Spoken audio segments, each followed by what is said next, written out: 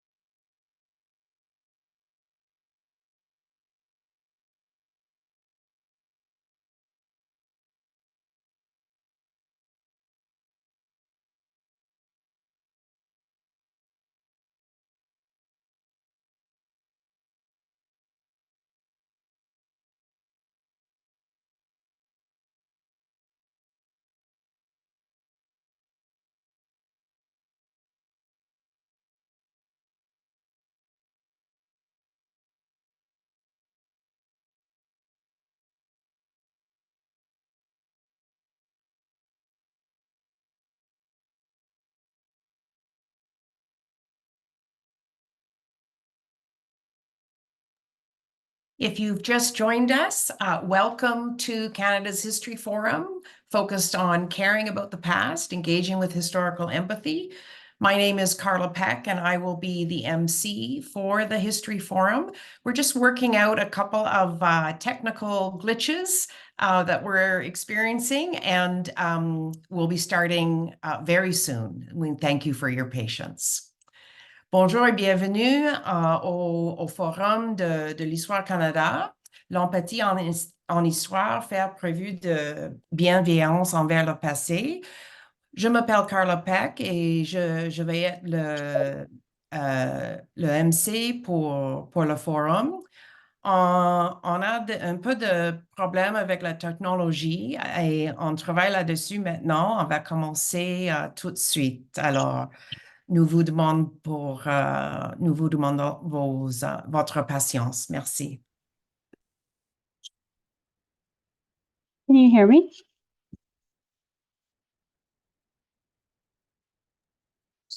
Mélissa, c'est vous? Hello. Oui, est-ce qu'on m'entend? Oui. Ah, yes, OK. Parfait. Parfait, merci. Désolée. Can anybody hear me? Fred, is that you?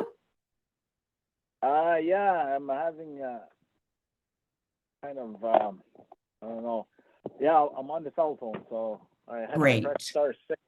It didn't let me in because the meeting didn't start, so I'm not sure you can hear. We can hear you, and we'll be starting momentarily. Oh, okay.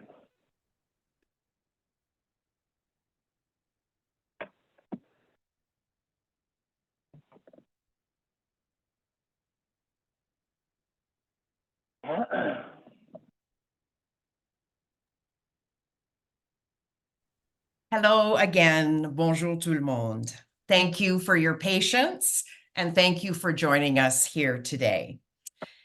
Canada's National History Society is honored to present the 16th Canada's History Forum, Caring About the Past, Engaging with Historical Empathy. My name is Carla Peck, and I will be your MC for this program.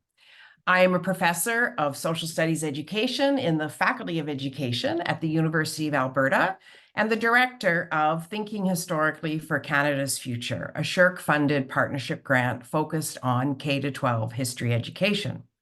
I'm also a member of the board of directors for Canada's History Society.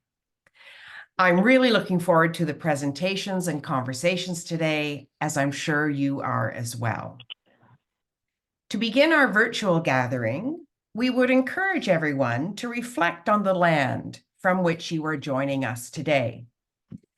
I'm joining from Edmonton, Alberta, in Treaty 6 territory and a traditional meeting ground and home for many Indigenous peoples, including Cree, Saulteaux, Nisitapi, Métis, and Nakota Sioux. Edmonton is also situated in the North Saskatchewan River Territory of the Métis Nation of Alberta.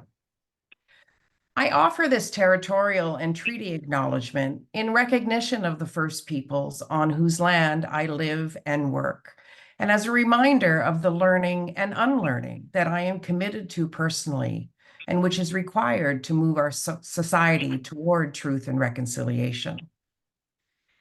Canada's National History Society operates out of Winnipeg, Manitoba, Treaty 1 territory, and the traditional lands of the Anishinaabe, Innu, Oji-Cree, Dene, and Dakota peoples, and the national homeland of the Red River Métis.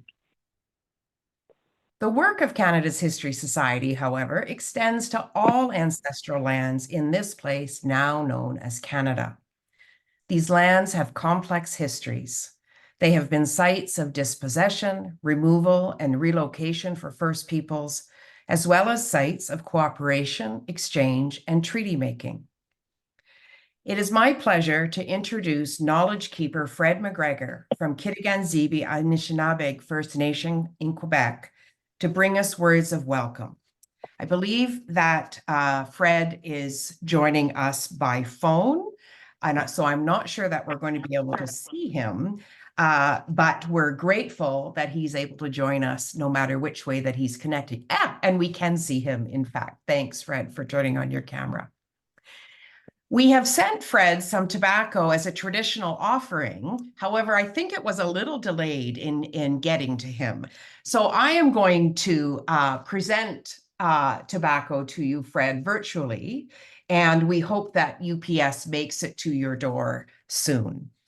We present this tobacco offering and invite you to participate in Canada's History Forum and to welcome our guests who have gathered online today. I was going to say, that's Carla, and it's like you can hear me. This is a little difficult technical challenges. Like on the back of it, it says "Kwe Sego Bojo Tanse Wache." Bring you greetings from the unceded Algonquin territory here, which is in Ottawa, and for all our online viewers across Turtle Island, Mi'kmaq-Minnetig, I'd like to welcome everybody to this meeting. And as Joanna and Carla have put together this meeting, they've asked me to do an Anishinaabe Algonquin acknowledgement. So you have your greeting. So what I'll do is I will start it. I'll give you the Anishinaabe wording, and I'll just paraphrase really quick.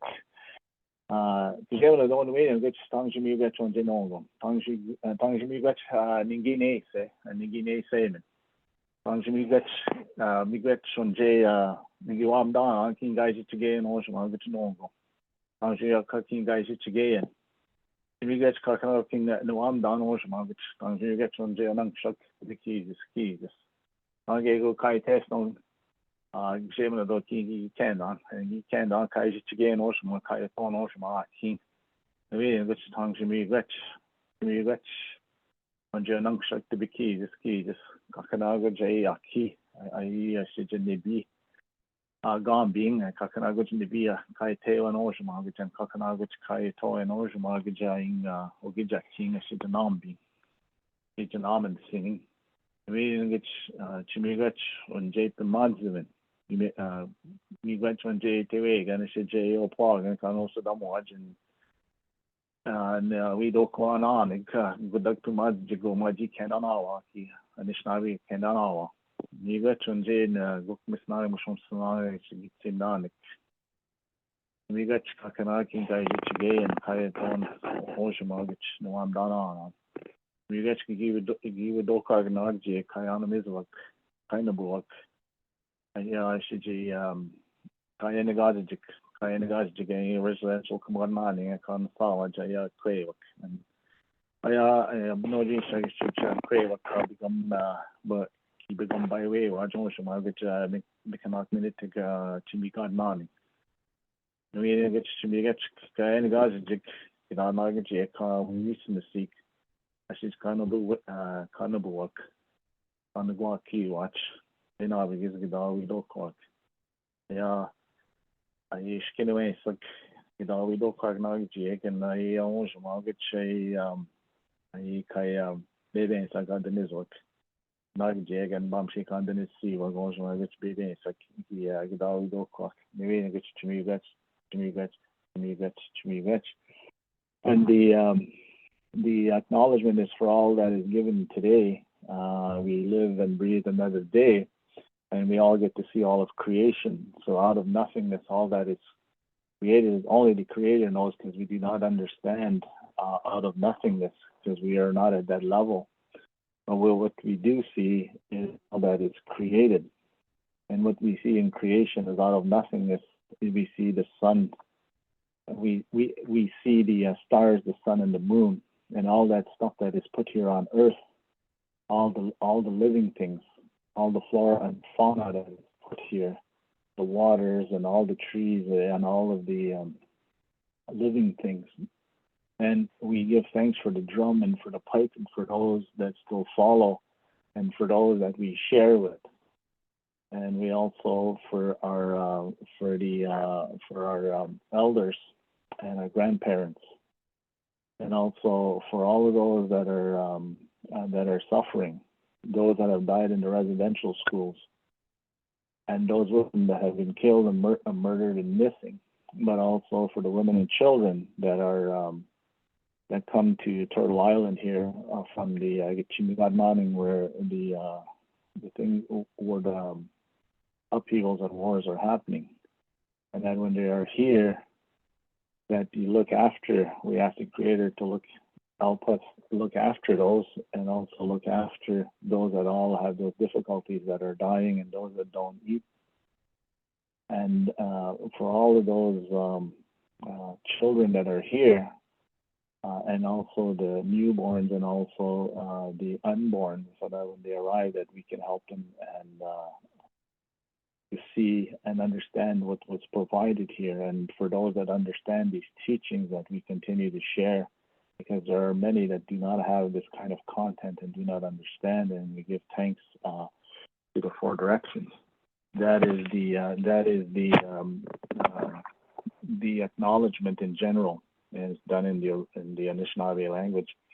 And for the stuff that you're doing today, you have some interesting presentations, and one of the things is basically, one of the things that Canada experiences, and I think it's what's happened in general, is with the residential school, with the TRC in 2015, what that has done is it now seriously, Canada sees that history that is not shared, but the living experiences, but we see the atrocities and the genocide that has happened to First Nations. And to see what happens with the children in the residential schools, and I think this is one of the things that the TRC has done.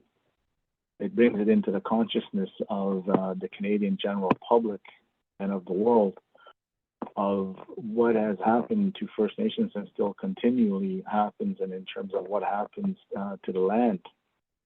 And this are some of the institutions are now coming to understand it, and I understand that you're dealing. Some of you are museums, and you deal with the topic here, as I understand, is caring about the past and engaging with historical empathy.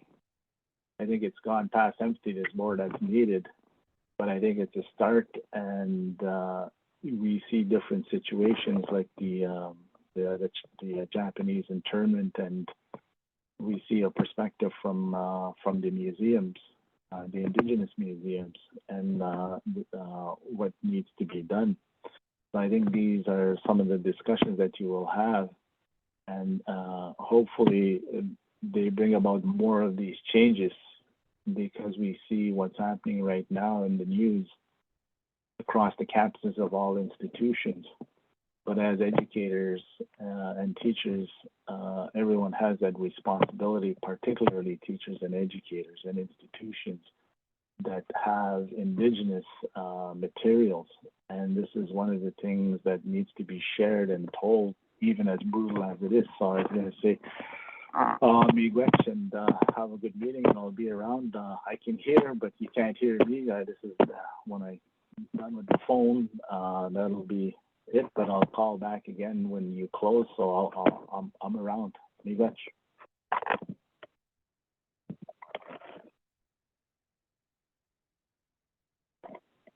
Thank you so much, Knowledge Keeper Fred, for taking the time to be with us today and for helping to start our conversations in a good way. Thank you for sharing your knowledge and your language with us. Miigwech, that was a wonderful way for us to begin our program today, and I'm grateful and we are grateful. I would now like to invite Melanie Ward, President and CEO of Canada's History, to say a few words of welcome. Battery 100%.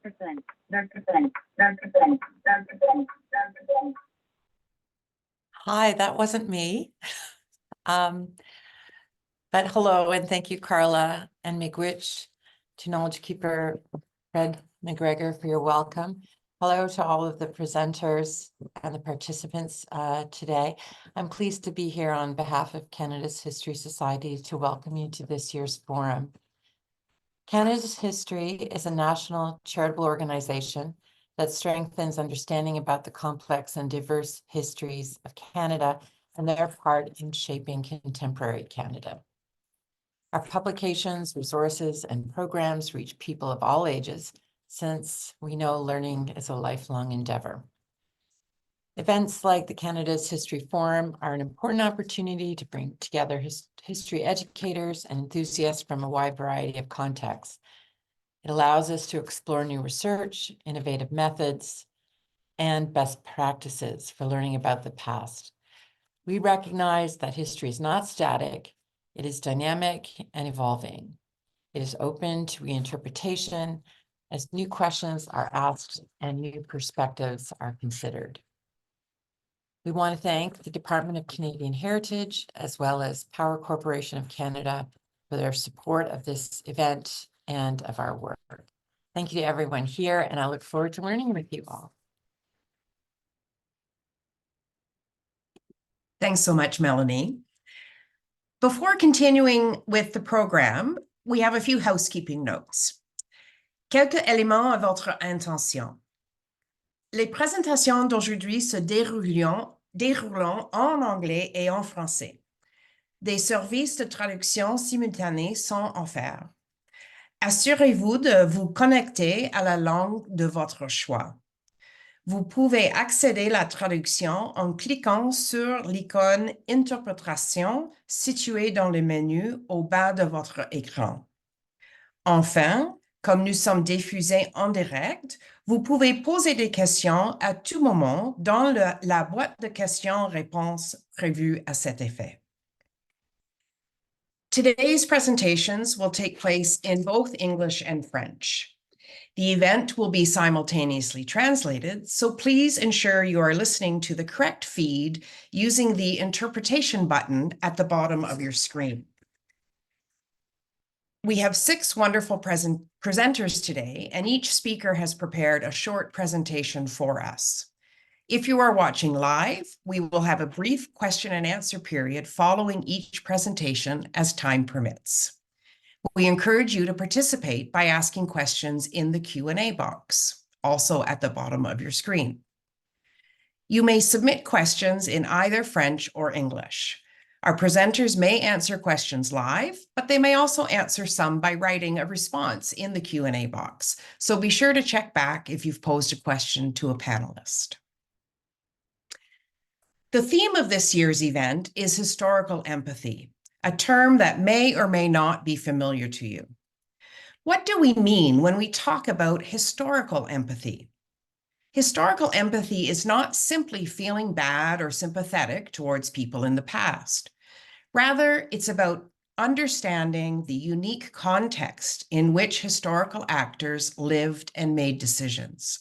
It's about using evidence to think historically, so we can better understand what might have shaped historical actors' actions.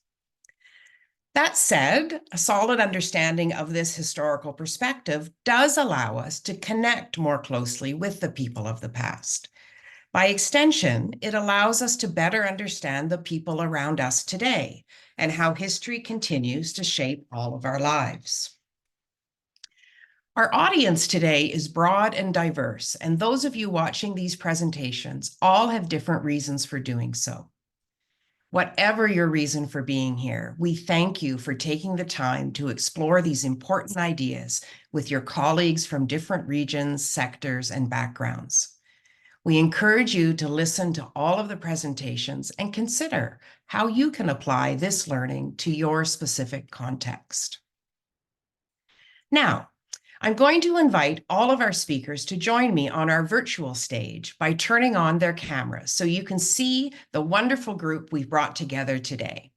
Perhaps presenters, as I give you your introduction, you can give a little wave to the audience. First, I'd like to introduce you to my co-MC, Magda Fahrni, who is a professor of history at the Université du Québec à Montréal, where she teaches women's history, family history, and the history of 20th century Quebec and Canada.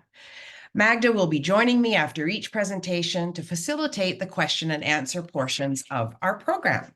Welcome, Magda. Next, we have Sara Karn, a postdoctoral fellow at McMaster University. Sara has a PhD in education from Queen's University, and her research explores historical empathy within history education in Canada. We will be in very good hands with Sara, and welcome to the event, Sara. Thanks for being with us. Our next presenter will be Anna Pearson, a French immersion teacher in North Bay, Ontario, and a PhD candidate at the Faculty of Education at York University. Anna will speak about her research around historical empathy and university battlefield study tours. Welcome, Anna. We're glad you're here. Par la suite, nous accueillons Mélissa St-Pierre, qui est responsable depuis 2022 des ventes, des communications et de l'expérience client au Musée Huron-Wendat à Wendake, dans la région de Québec. Mélissa fait la promotion d'une expérience unique destinée à une clientèle variée.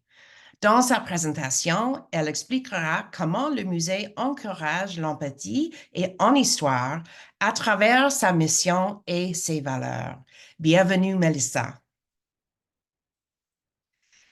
La présentation suivante sera réalisée par Geneviève de Muys, qui est depuis 2014 chargée des projets d'exposition au Musée de la Civilisation à Québec. Elle a récemment travaillé au développement de nouvelles expositions permanentes sur le Québec.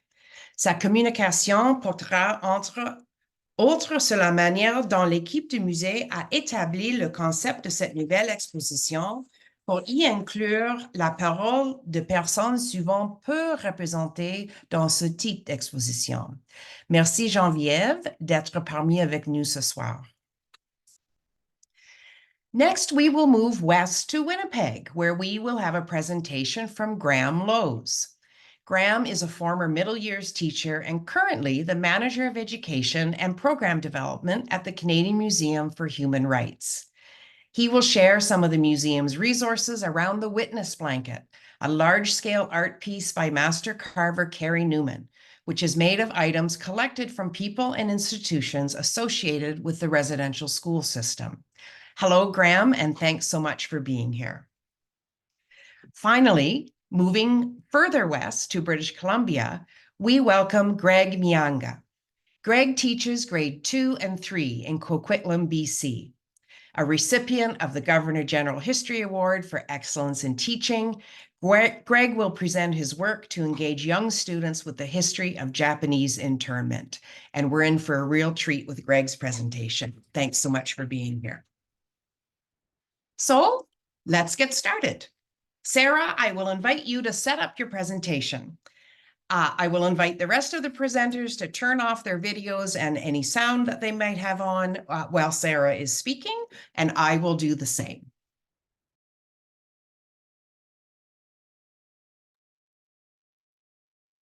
All right.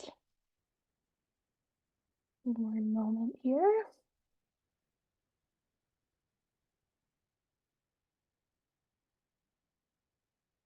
Okay, thank you, Carla, for the introduction. Good afternoon or evening, everyone, depending on where you're joining from tonight. I'm excited to be here to talk about historical empathy and learn from the other presenters as well. So thank you to Canada's History for inviting me to be part of this forum. I'd like to begin by acknowledging that I'm joining from the traditional territory of the Anishinaabe, Haudenosaunee, and Attawandaron peoples. I'm located within the Between the Lakes Purchase on the treaty lands and territory of the Mississaugas of the Credit, otherwise known as Guelph, Ontario. As a settler on these lands, I recognize that I'm implicated in ongoing settler colonialism. Through my research and teaching, I remain committed to listening to and learning from Indigenous knowledges and ways of being and how they might inform teaching and learning history in ways that foster empathy, care, and relationality. When we think about the past, we often wonder about the people, their stories, their innermost thoughts and feelings, their hopes and dreams, their decisions and actions. In many cases, our own identities and backgrounds shape our interest in particular historical actors and may even contribute to feeling a sense of connection with them. As a result, history can seem more meaningful to us in the present as we seek to better understand people in the past. As we begin to learn more about historical actors, such as those depicted in the photographs displayed here, we ask questions. How might the passengers aboard the SS Komagata Maru have thought they'd be received by Canada and Canadians upon their arrival in Vancouver in 1914? What were the lived experiences of environmental racism for Black Canadian children living in Africville during the 1960s? And what motivated Francis Pegamogabo to enlist in the First World War, or what motivated Viola Desmond to refuse to leave the whites-only section of the movie theater in New Glasgow? In attempting to answer these questions and others like them, we may consider the wider context of the time, seek out sources that provide insight into diverse perspectives and experiences, and imagine possibilities for how historical actors may have thought and felt to fill in gaps in the evidence. And this process is sometimes referred to as historical empathy. But what exactly is historical empathy? Well, there's a few ways that I think about it, which has been informed by the work of other scholars, my conversations with other researchers and history teachers as part of my research, as well as my own teaching experience. Historical empathy can be viewed as a process of attempting to understand the thoughts, feelings, experiences, decisions, and actions of historical actors within their specific historical contexts.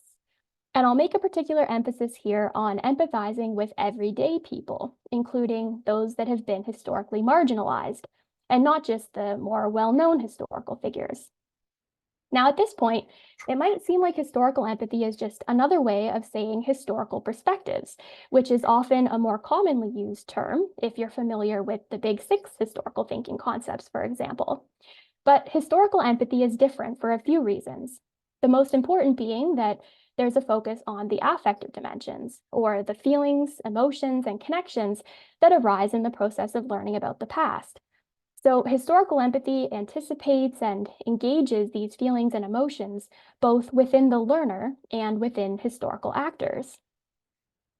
Another aspect of historical empathy is that it has significant implications for the present, beyond simply understanding history better.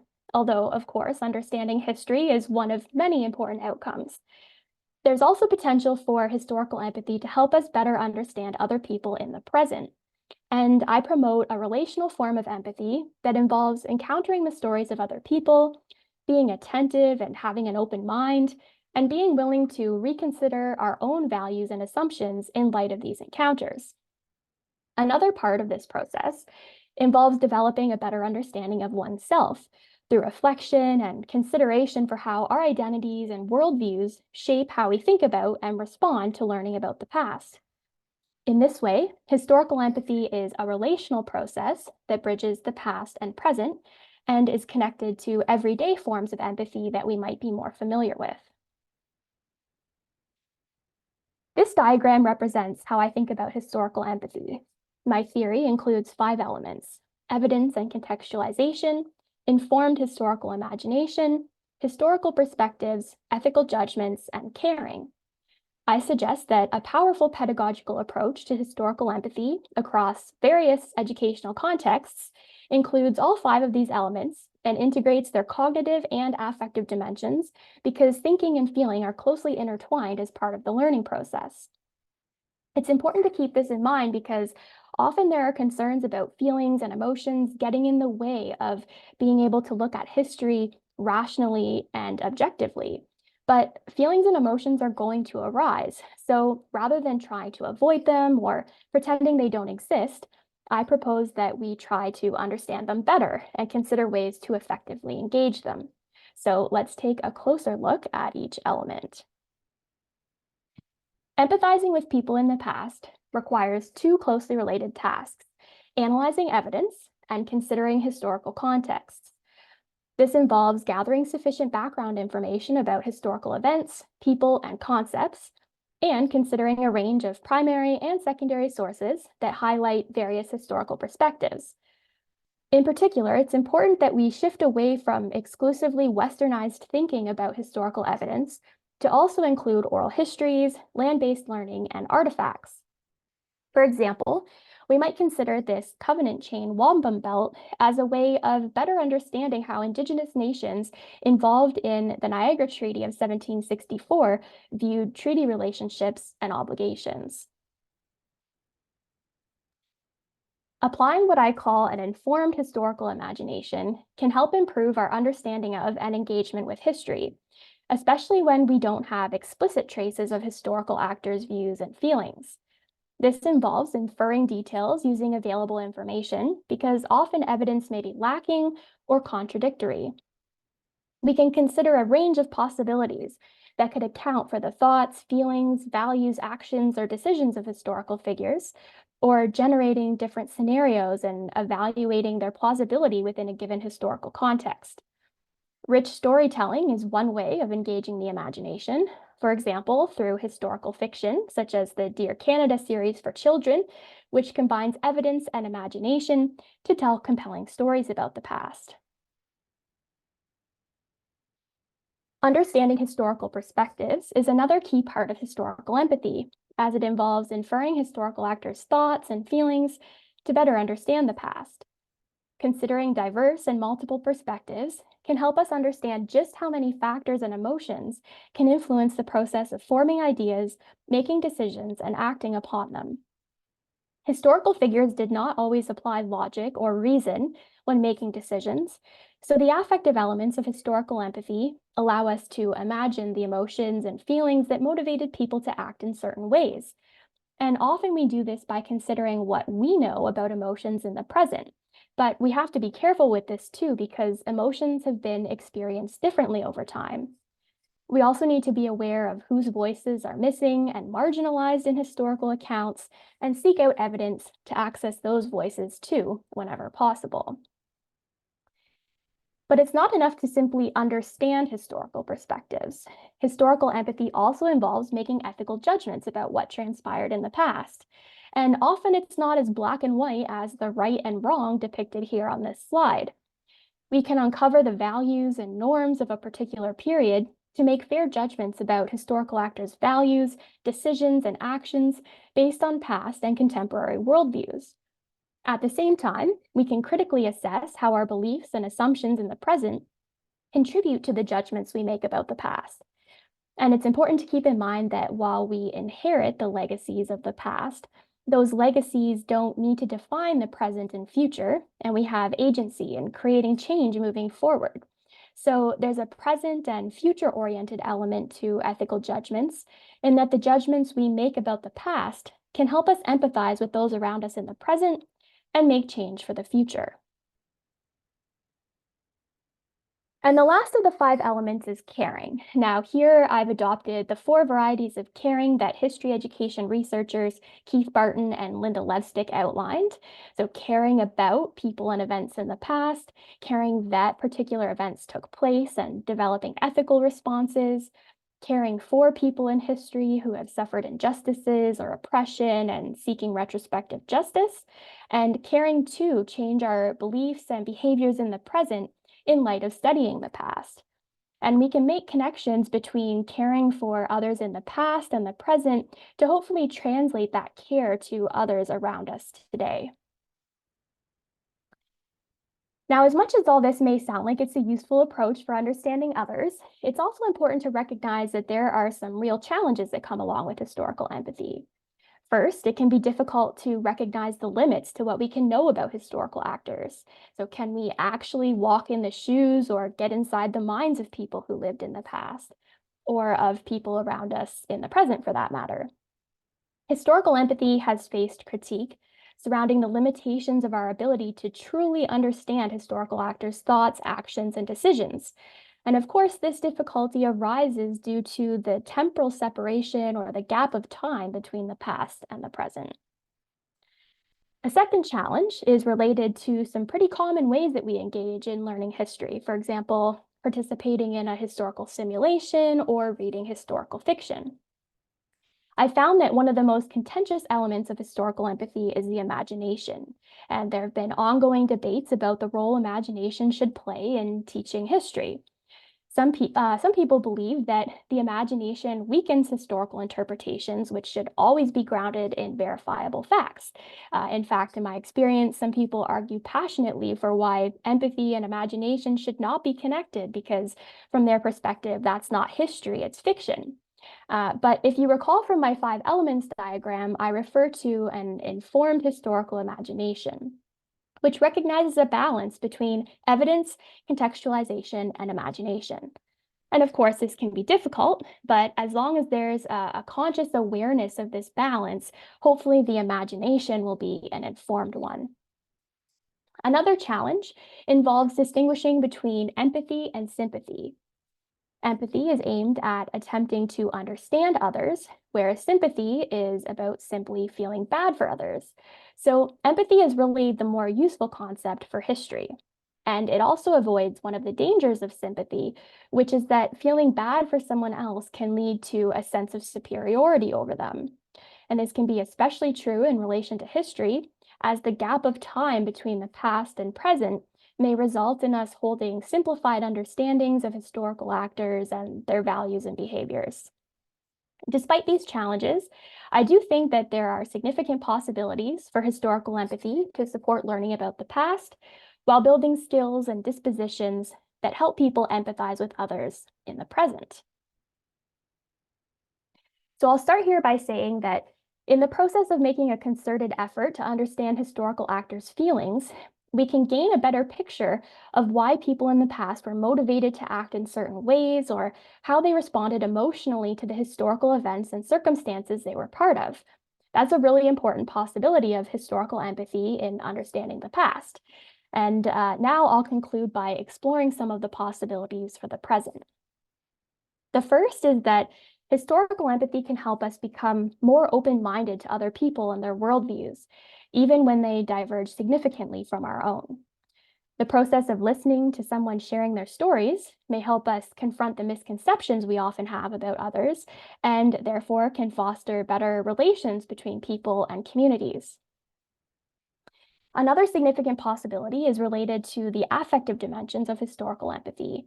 So in attempting to understand how people in the past were motivated by their emotions to make certain decisions or take actions, we can develop the capacity to interact with others in the present in ways that are sensitive to their affective responses and maybe more conducive to getting along with people from different backgrounds. And the last possibility here, which is sort of a culmination of the other two, is that historical empathy can build the competencies and dispositions required to make a difference in the present. This might involve reflecting on and changing our own values, perspectives, and assumptions. And it can also result in taking action and exercising our own agency in the present, as we learn about the historical legacies of present-day issues. So I hope this gives you a sense of some of the potential historical empathy holds for building historical understanding, encouraging civic engagement, and fostering better relations. So I'll end here by saying thank you for your time tonight, and I look forward to your questions.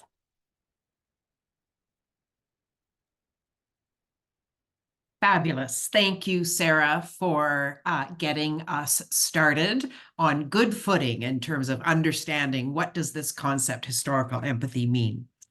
We're going to have Magda join us now to share some questions from the audience. Magda, do we have any questions for Sara? Well, I can feel people thinking about questions to ask. And so while we wait for those to come into the Q&A, I will allow myself to ask one. I wondered, Sara, whether either through your teaching or through your research, you have thought a bit about age as a factor. And my question is really, are young students, or I imagine that both young students and older students are capable of engaging with historical empathy, but they do it in the same way. Do younger students, primary school students, for instance, take up this challenge in ways that are different than university age students or high school students? Yeah, so I think that's a really great question. I'm glad that you brought up age. So a lot of the research that I've been doing has been focused on speaking with and kind of providing tools for the high school age students. So that would be what I can kind of speak to, I think, the most. But there is lots of research out there as well showing that quite young students can demonstrate evidence of more, shall we say, simplified forms of empathy. And so I don't think that we should underestimate them. And another point about age as well is that really comes up in my research and in a lot of other research that I've read and from speaking with teachers, is that making connections with students based on age. So looking at whether, if you're a high school teacher or an elementary teacher, engaging students in learning about children or adolescents in the past, that can be a really important and engaging entry point for establishing those affective connections as well. So I think there's lots to think about when it comes to age. That's great. Thank you so much for that answer. There is a comment in the Q&A, somebody thanking you, Karen Pratula, who says, "Thank you for clearing up for me what historical empathy really is." So clearly a much appreciated talk. And here is a question. Oh, also all of a sudden the Q&A is filling up. Carla, do we have time for one more? We do. Okay. And this is a great reminder to please do pop your questions into the Q&A, because that's how we're going to be able to interact with you. And if we run out of time to answer questions live, then our presenters could certainly type a response in the Q&A box. So n'hésitez-vous pas à poser des questions dans la boîte questions et réponses, et on va essayer de répondre à vos questions le mieux possible. Okay, perfect. So let me transmit to Sara a question from Carmen Rodriguez. And Carmen says, "Thank you for the presentation. I wonder how one can work with diversity as it pertains to evaluating one's own beliefs and values amongst students. How can teachers embrace diverse perspectives when looking at the past?" And Carmen gives the example of Japanese or Japanese Canadian students whose ancestors might have been in the encampments vis-a-vis Canadian-born students or Indigenous students. So an important question. Yeah, so thank you so much, Carmen, for your question. So I think one part of that, so I'm looking at your question here, the first part about how one can work with diversity as it pertains to evaluating one's own beliefs and values amongst students. So both on the part of students and teachers as well, or if you're in other educational settings, whatever those relationships might be, I think an important thing is to be reflecting on your own positionality and getting your students to do that as well. So the sort of values and worldviews that you bring, and that might be something that is openly shared. It might also be something that is, that students are working on or teachers are working through and reflecting on in their own journals, journaling activities and reflective activities as well, and continuing to come back to that in relation to different topics, and really considering that in relation to any historical topic that you're doing, because students and teachers might be personally more connected to particular issues. So I think that type of reflection can, whether it's in the classroom or in other educational settings, I think that's one really good approach that you can take. Perfect. Thank you, Sarah. There's a question here from Jacqueline Robichaud. And Jacqueline asks, I'll read the original question in French and then we can do some on-the-spot translation. Le terme empathie doit-il être compris comme de la compréhension ou plutôt comme une manière d'excuser les erreurs du passé?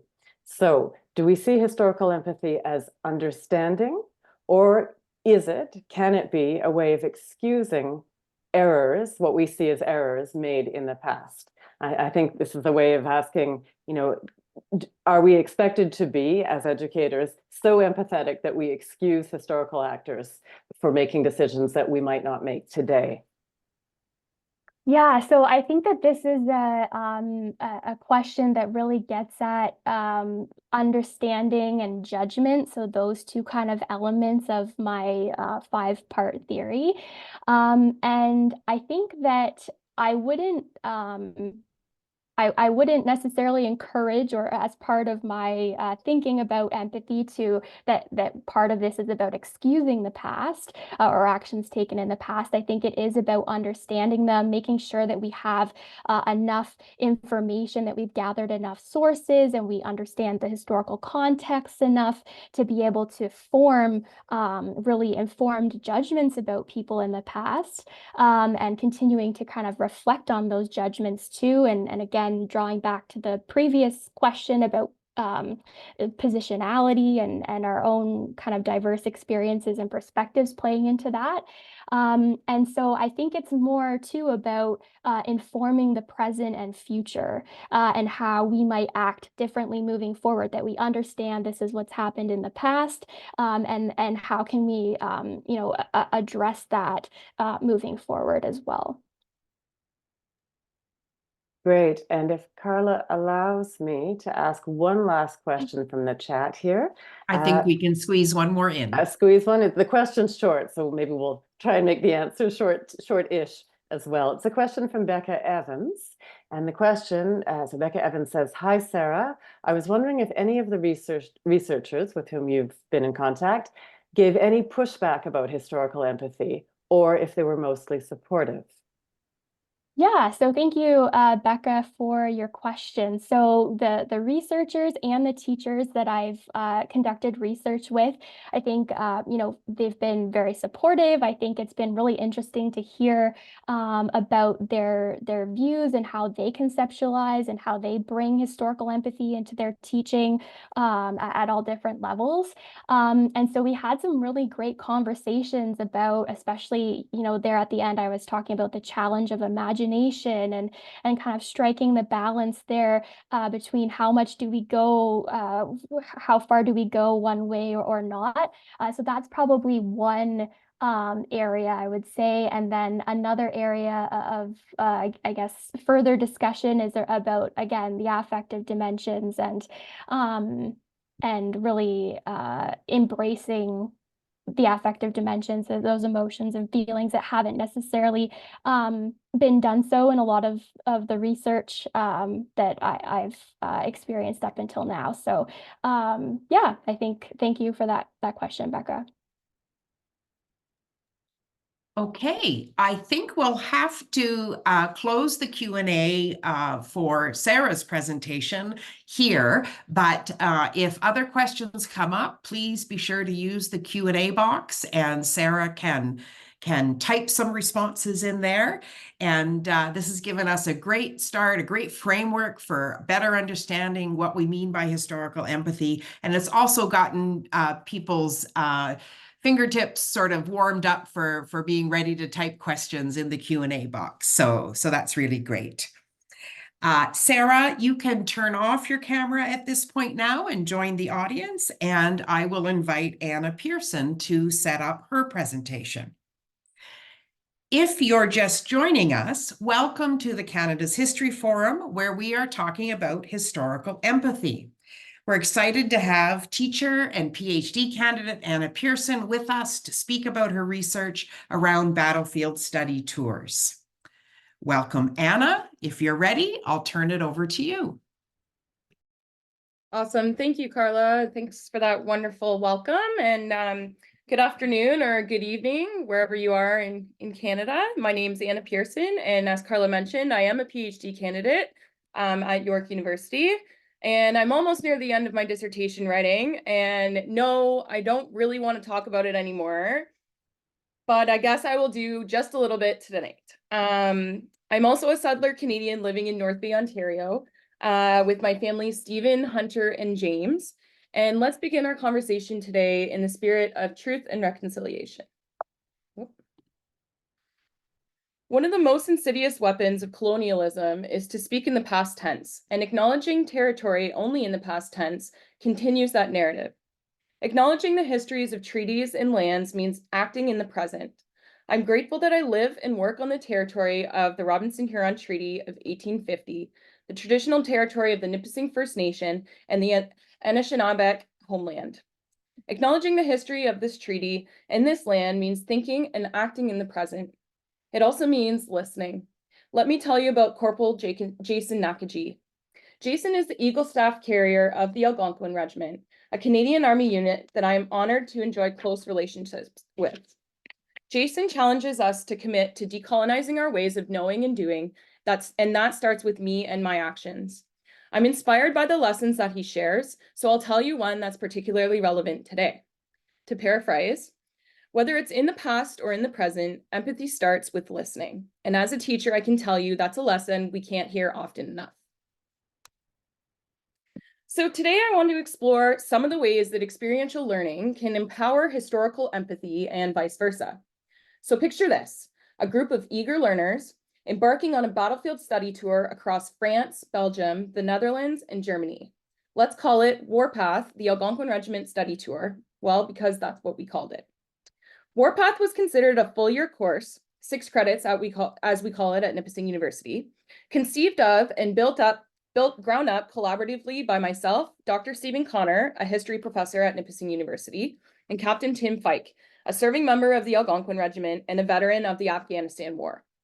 Together, we developed an experiential learning centered history course that was open to any student, regardless of discipline or year. In the end, we selected 18 students from a pool of applicants and immediately got to work. But before we dive into the specifics of the tour, I'd like to review some of the key terms for this presentation. First, we have experiential learning.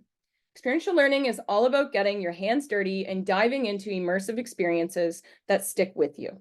Experiential learning teaches you about the past, and as we'll see, about the present too. Next, battlefield study tours. These aren't field trips. Oh, sorry. As we've come to know them. They're about getting up and close and personal with the historical backgrounds. I'm sorry, I'm hearing feedback. Carla? Hi, yes, if anybody maybe has their microphone on, I will ask if they could just turn it off during Anna's presentation. Thank you. I was hearing double, so. Okay, so next, battlefield study tours. So these aren't necessarily field trips as we come to know them, but they're about getting up and close and personal with historical battlegrounds. Think walking in the footsteps of soldiers and feeling the weight of history in the air. And finally, we come to historical empathy. Dr. Karn has laid out a pretty solid foundation for us. And to paraphrase, and feel free to correct me, Dr. Karn, Historical empathy is a process empowering students to understand the thoughts, feelings, and actions of people in the past within the context of their time. So with these concepts in mind, let's dive into Warpath as one way for participants to immerse themselves in history, walk the ground, and explore innovative ways to understand what happened on those battlefields. In mid-September 1944, the Algonquin Regiment of the Canadian Army had a tough job near Moorkirka, Belgium. Composed of about 800 men, the Algonquins were tasked with crossing the Leopold Canal. As you can imagine, assaulting a water obstacle is a complex and risky operation, a reality further complicated by the Algonquins' need to integrate dozens of new replacements after a rough time in Normandy. Even worse, they had to deal with the entrenched German defenders and cross two canals under fire. Imagine those soldiers in the pre-dawn darkness, pushing and paddling, bullets slapping the water around them, and too often right through their canvas assault boats.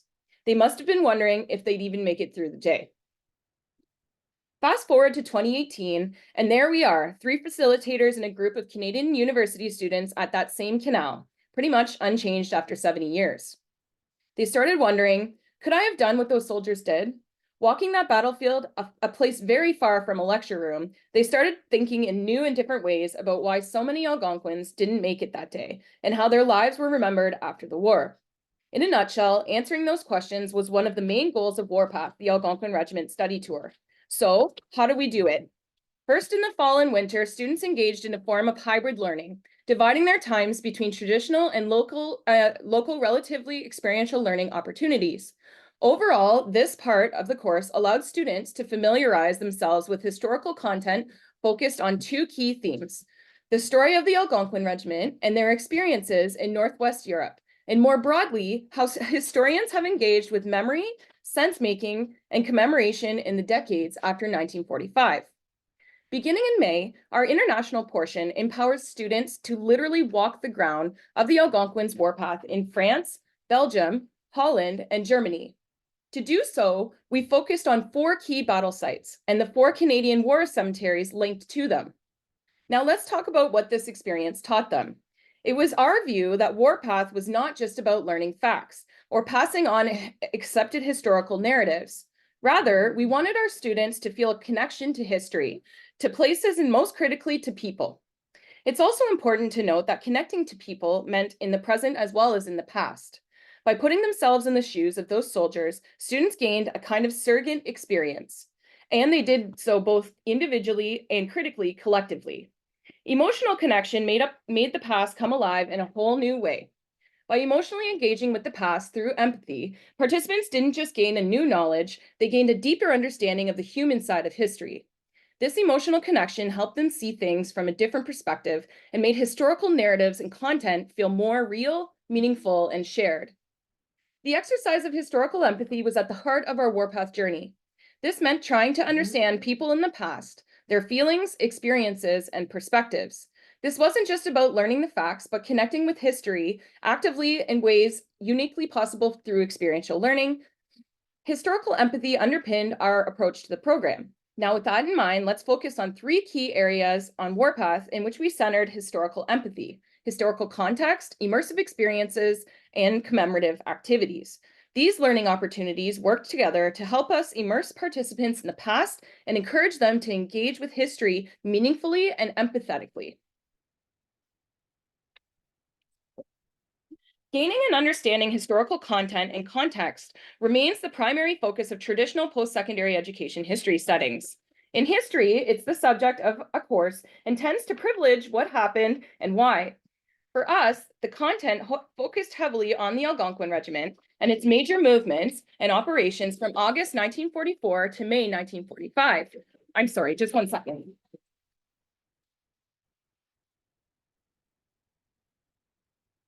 Of course, my son let our dog in the room, so I'm so sorry for that interruption. Okay.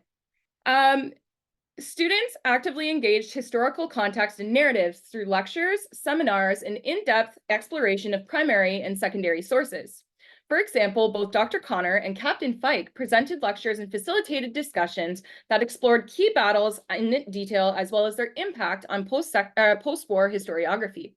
In many ways, these activities were familiar to any post-secondary education student. And as you probably guessed, we didn't stop there.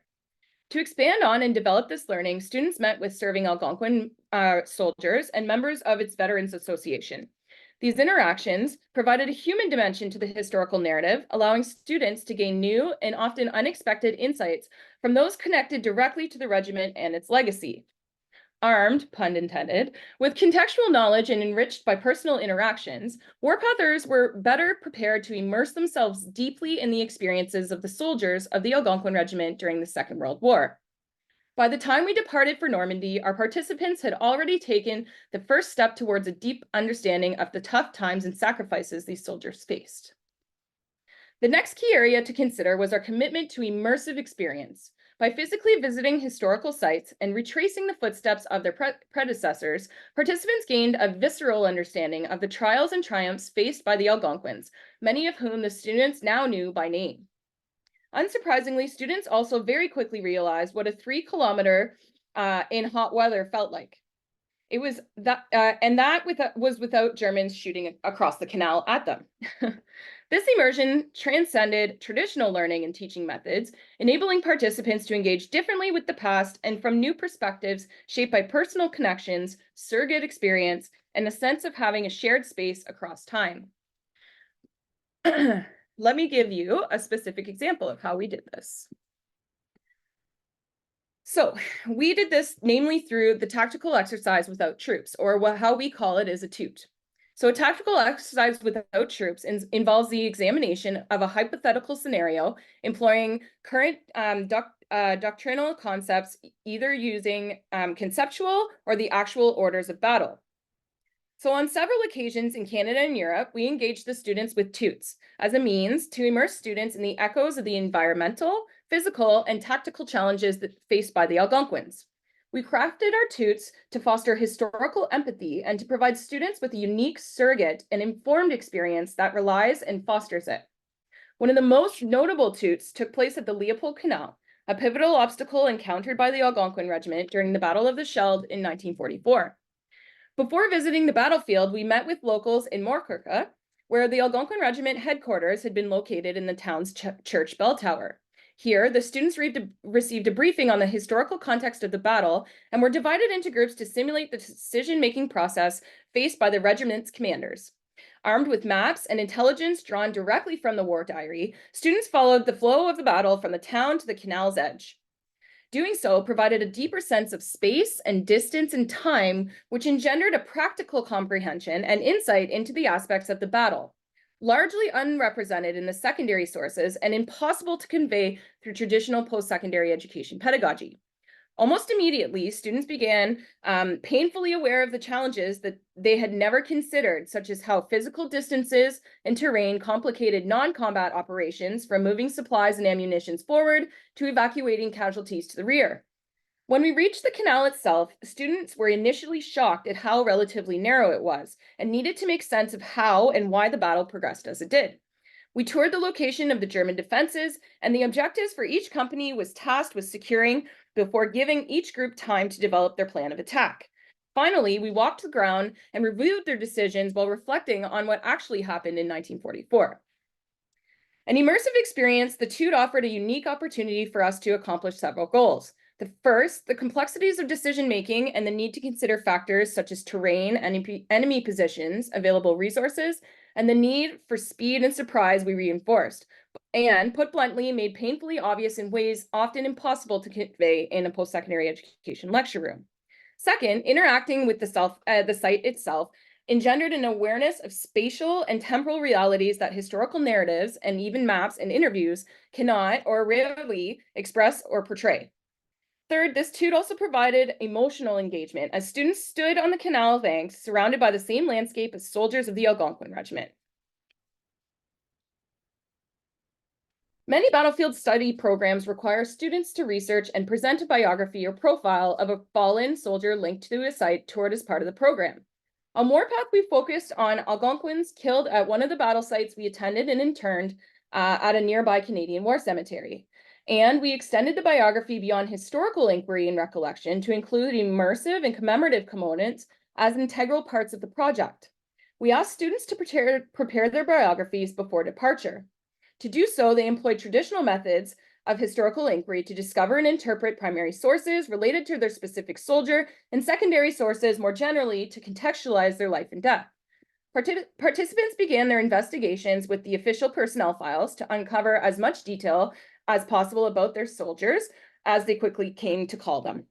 This included a physical description, hometown, family life, hobbies, and ethnic and cultural backgrounds. Indeed, for a number of our students, these features help them connect both with an individual soldier's life and the Algonquin's rich diversity of Indigenous, Black, Jewish, and Eastern European Canadians. Universally, our students increasingly engaged with their soldiers historically and on a very human level, as individuals with backgrounds, values, and aspirations remarkably similar to their own. Put simply, research and analysis of primary sources offered a pathway into the past, but it was historical empathy that profoundly enriched the process of completing the project and also its impact and meaning for both the student, researcher, and the group as a whole. With their biographies completed, we challenged participants to consider participatory and commemorative ways their profiles could be presented. This moved us beyond research in traditional historical recollection and challenged students to create a commemorative activity that reflected their soldier's story meaningfully and appropriately. So I'm going to wrap up with a few examples. One participant, let's call him student A, was a Franco-Ontarian from a small northern community. Their soldier was Private Rollin Aubray, himself a Francophone born and raised in small town Sturgeon Falls, Ontario. This was one of several connections that student A uncovered and explored. During his graveside presentation, they recalled Private Aubray's love of baseball, much like their own, and as a commemorative action left a vial of sand that they had collected from the baseball diamond in Sturgeon Falls. The immediate impact on the group was profound. Reflecting later on this experience, student A remarked in his journal, "My commemoration towards my soldier gave me a bigger sense of appreciation than anticipated. The emotions I felt today are some I will never forget: humility, happiness, and mourning." So let me give you one more example. While the biography of Corporal Benny Hockenstein was researched and written by a single student, the graveside commemoration was presented collaboratively. Student B, the primary historian, so to speak, detailed Corporal Hockenstein's journey to the Algonquins as a replacement in the aftermath of the disastrous engagement at Point 140 in August 1944. They described him as a young Montreal tailor who enjoyed basketball in his spare time. They also noted that his attestation papers and headstone made specific mention of the importance of Corporal Hockenstein's Jewish faith to him in life and death, as evidenced by his headstone. Wishing to reflect on the centrality of this, student B collaborated with student C, themselves a member of Jewish faith community. As a central component of the commemoration, this student intoned the Mourner's Kaddish, a traditional prayer in honor of Corporal Hockenstein.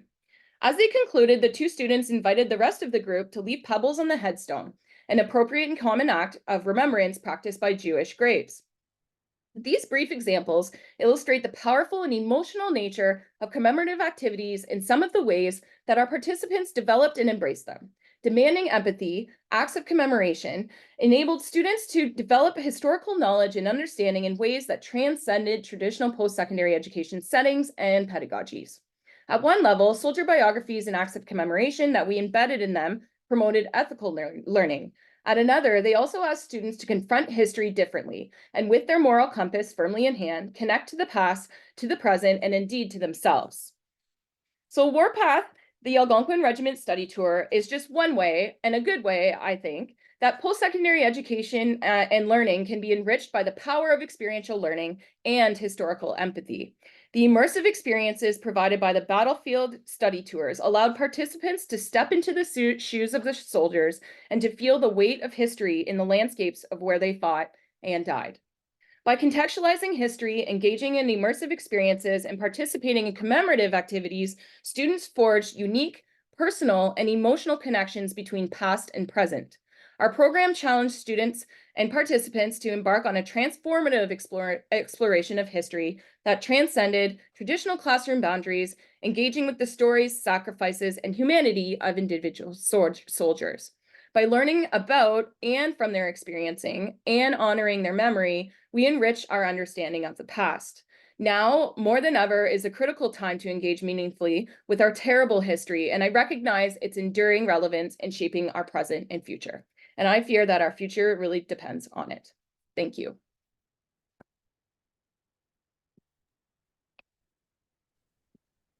Thank you so much, Anna, for your wonderful presentation.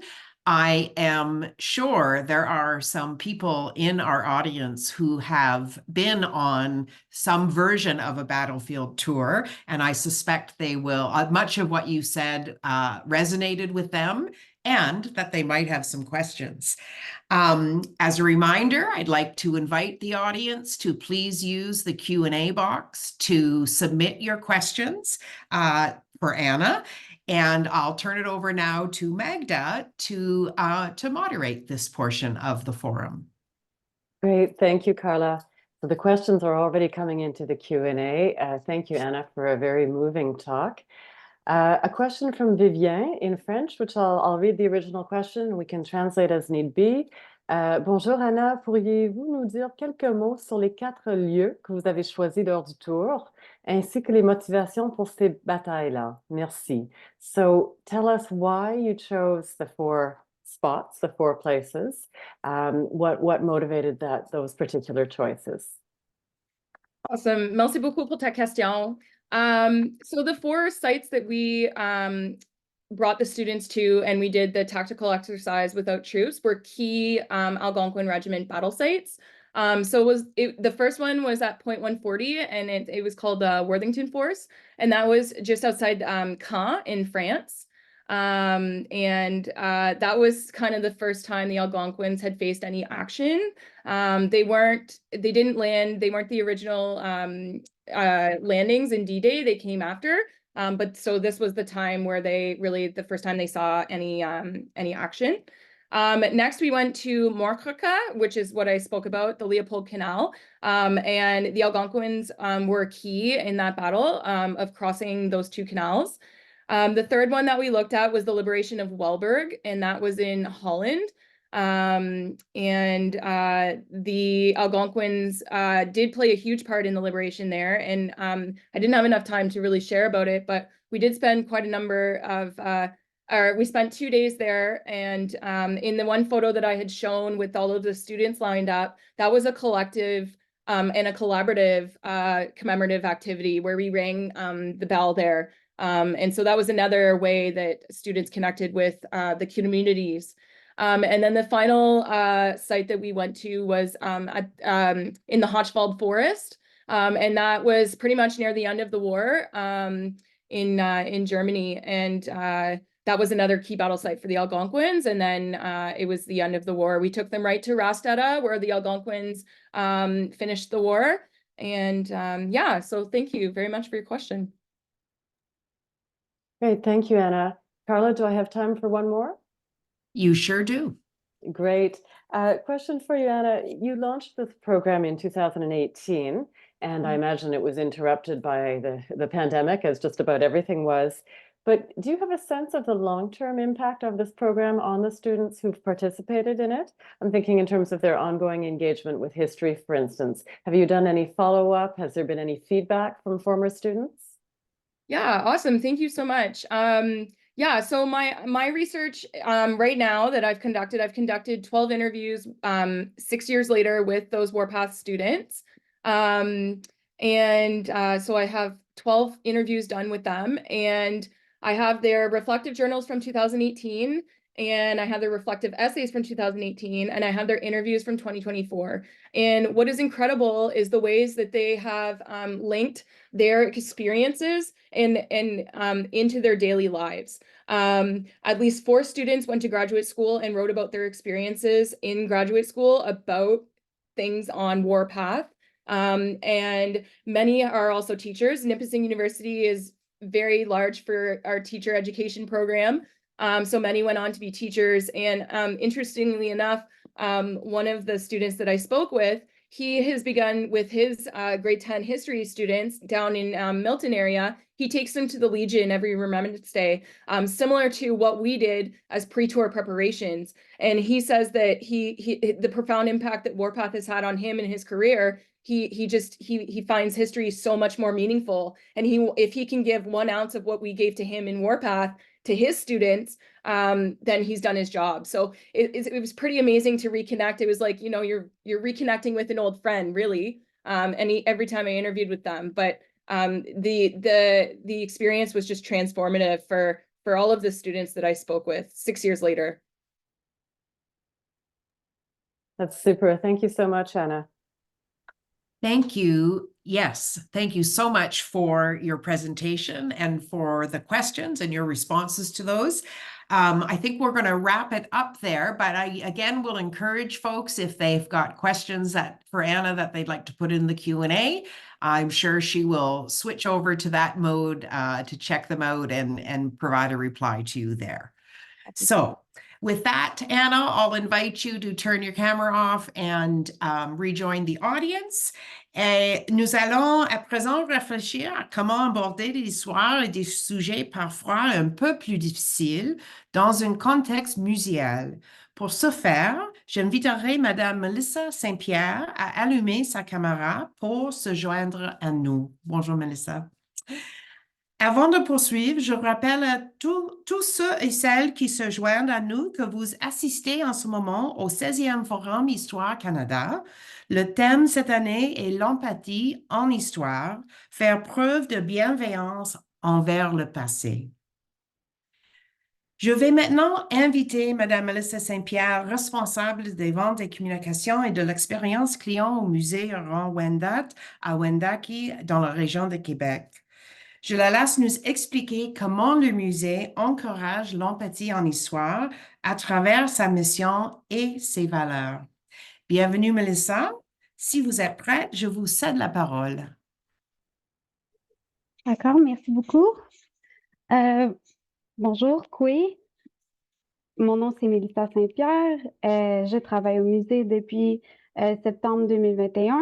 J'ai commencé comme guide animatrice au musée et puis mon poste s'est ouvert en 2022 et j'ai pu postuler et obtenir ce poste.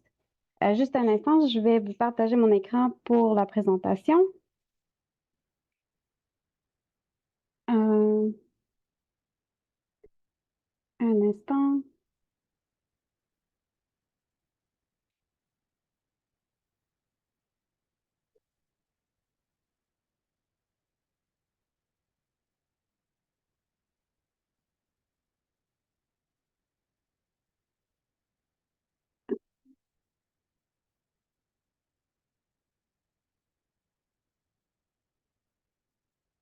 Pardon, j'ai des difficultés à... Je comprends pas pourquoi j'arrive pas à partager.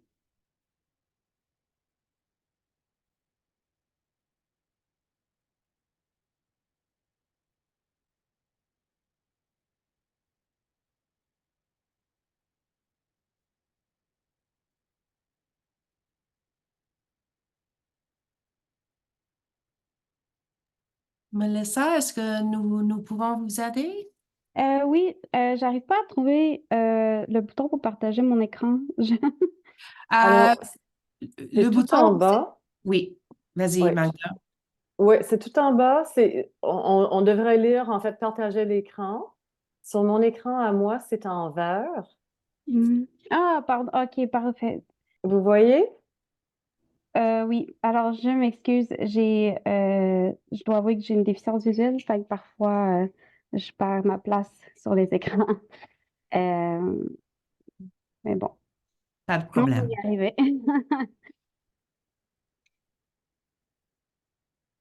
D'accord.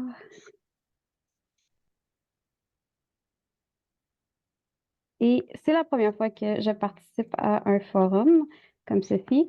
Est-ce que tout le monde voit ma présentation? Non, pas encore. Pas encore. D'accord.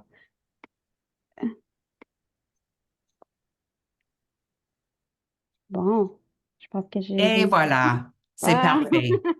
Je m'excuse.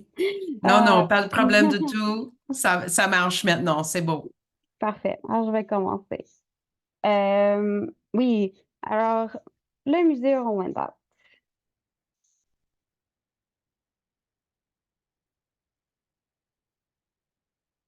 Voilà. Alors, le musée a été inauguré en 2008.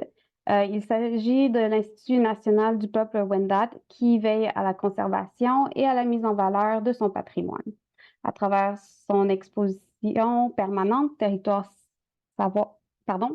Mémoire, Savoir, son calendrier d'exposition temporaire, ses activités et ses ateliers thématiques, le musée réalise son mandat d'enseignement et de vulgarisation des connaissances de l'histoire, de la culture et des arts du peuple Huron-Wendat. Notre exposition permanente est maintenant fermée. En fait, on est en train de la renouveler. Alors, je vais en parler un peu plus tard dans la présentation de notre belle exposition à venir. Alors, un peu d'histoire sur le musée. Depuis le 17e siècle, les grandes familles Wendat ont veillé à sécuriser et conserver des ensembles très distincts de leur patrimoine historique. En 1977 et encore en 2006, le ministère de la Culture et des Communications du Québec a reconnu l'importance de ces avoirs uniques et classait patrimoine culturel du Québec tout près de 350 objets de la collection Huron-Wendat. Depuis les années 80, une succession d'agents culturels Wendat ont été mandatés par le Conseil de la Nation Huron-Wendat afin d'assurer la continuité de cet esprit de continuation. Ces responsables ont su inventorier, regrouper de nombreux biens culturels, consolidant ainsi la base de la collection de l'actuel musée Huron-Wendat. Ils ont assuré une sauvegarde déterminante menant à la création du musée, suivant la volonté directe du Conseil de la Nation Huron-Wendat en 2008. Notre mission. Le musée Huron-Wendat a pour mission de préserver, conserver et rendre accessible à Wendake le patrimoine matériel des Huron-Wendat pour les générations futures. Conserver, augmenter les connaissances liées au patrimoine et à la culture Huron-Wendat, présenter et transmettre la richesse de ce patrimoine matériel et immatériel aux membres de la nation, mais aussi aux échelles nationales et internationales. De quelle façon? Par l'authenticité du contenu de nos expositions, activités et projets, le respect de la culture et du patrimoine Huron-Wendat et de ceux de Premières Nations, et l'excellence comme but à atteindre tous nos projets. La rencontre de ces publics, nous proposons une expérience unique, un voyage au cœur du monde de la vie Huron-Wendat. Entre démocratisation et démocratie culturelle, la médiation culturelle combine plusieurs objectifs. Donner accès et rendre accessible la culture au public le plus large. Valoriser la diversité des expressions et des formes de création. Encourager la participation citoyenne. Favoriser la construction de liens au sein de collectivités. Contribuer à l'épanouissement personnel des individus au développement d'un sens communautaire. Alors, le musée n'est pas seulement une seule bâtisse. Nous avons d'autres lieux sur lesquels nous avons des responsabilités. Alors, on a la maison de Sawanui, qui est la belle maison blanche, qui a été construite en 1807 et achevée en 1820. Elle a été habitée par l'un des derniers chefs héréditaires de la nation Huron-Wendat. En ce moment, elle contient notre boutique, mais aussi une salle d'atelier. Et en ce moment, nous avons transitionné notre exposition permanente Territoire, Mémoire, Savoir à l'intérieur de la maison Sawanui pour au moins offrir continue d'offrir la culture Wendat à nos visiteurs. L'église Notre-Dame de Lorette aussi est inclue. Elle a été construite en 1865 sur les murs de l'ancienne église qui datait de 1730 et dont on aurait repris le modèle et désigné lieu historique national du Canada en 1881. Et puis, bien sûr, notre merveilleuse maison longue et Conquista. Depuis 2013, elle a une grande palissade et est reconstituée selon les recherches empiriques par un archéologue spécialiste et construite avec des participants de la communauté.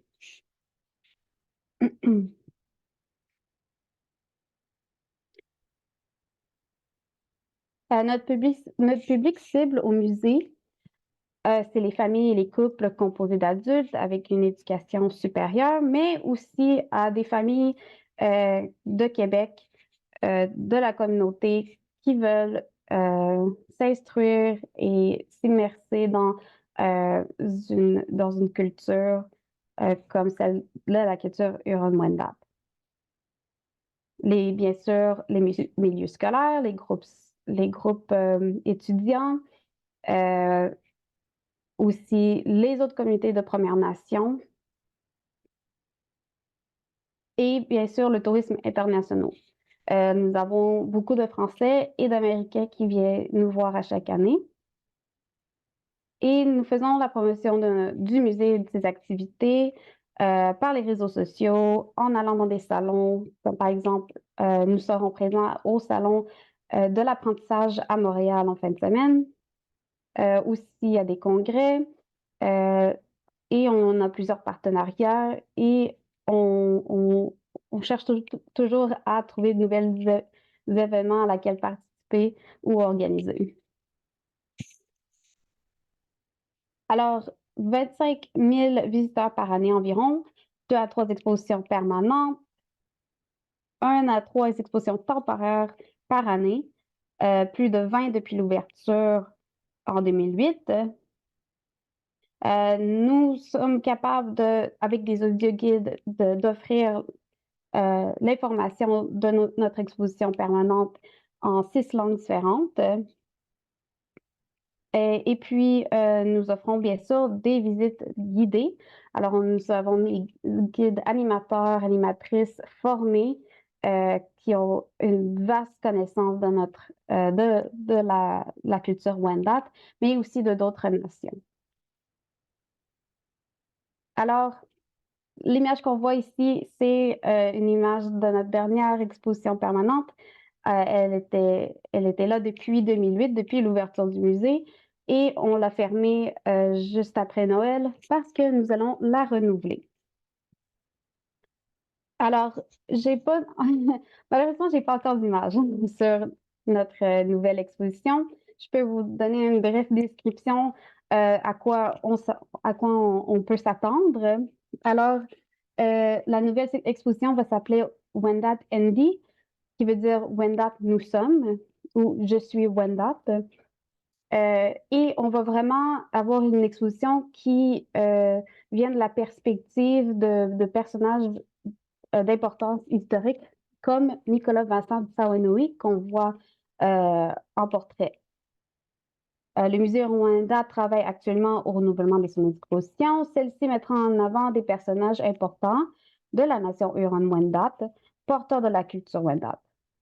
Cela permettra d'apporter un point de vue Wendat sur les thématiques importantes pour la nation, notamment comment elle a assuré une continuité dans son identité à travers les époques par sa résilience active d'appui sur une tradition forte au fil d'une histoire marquée par certaines ruptures tragiques et bouleversements majeurs.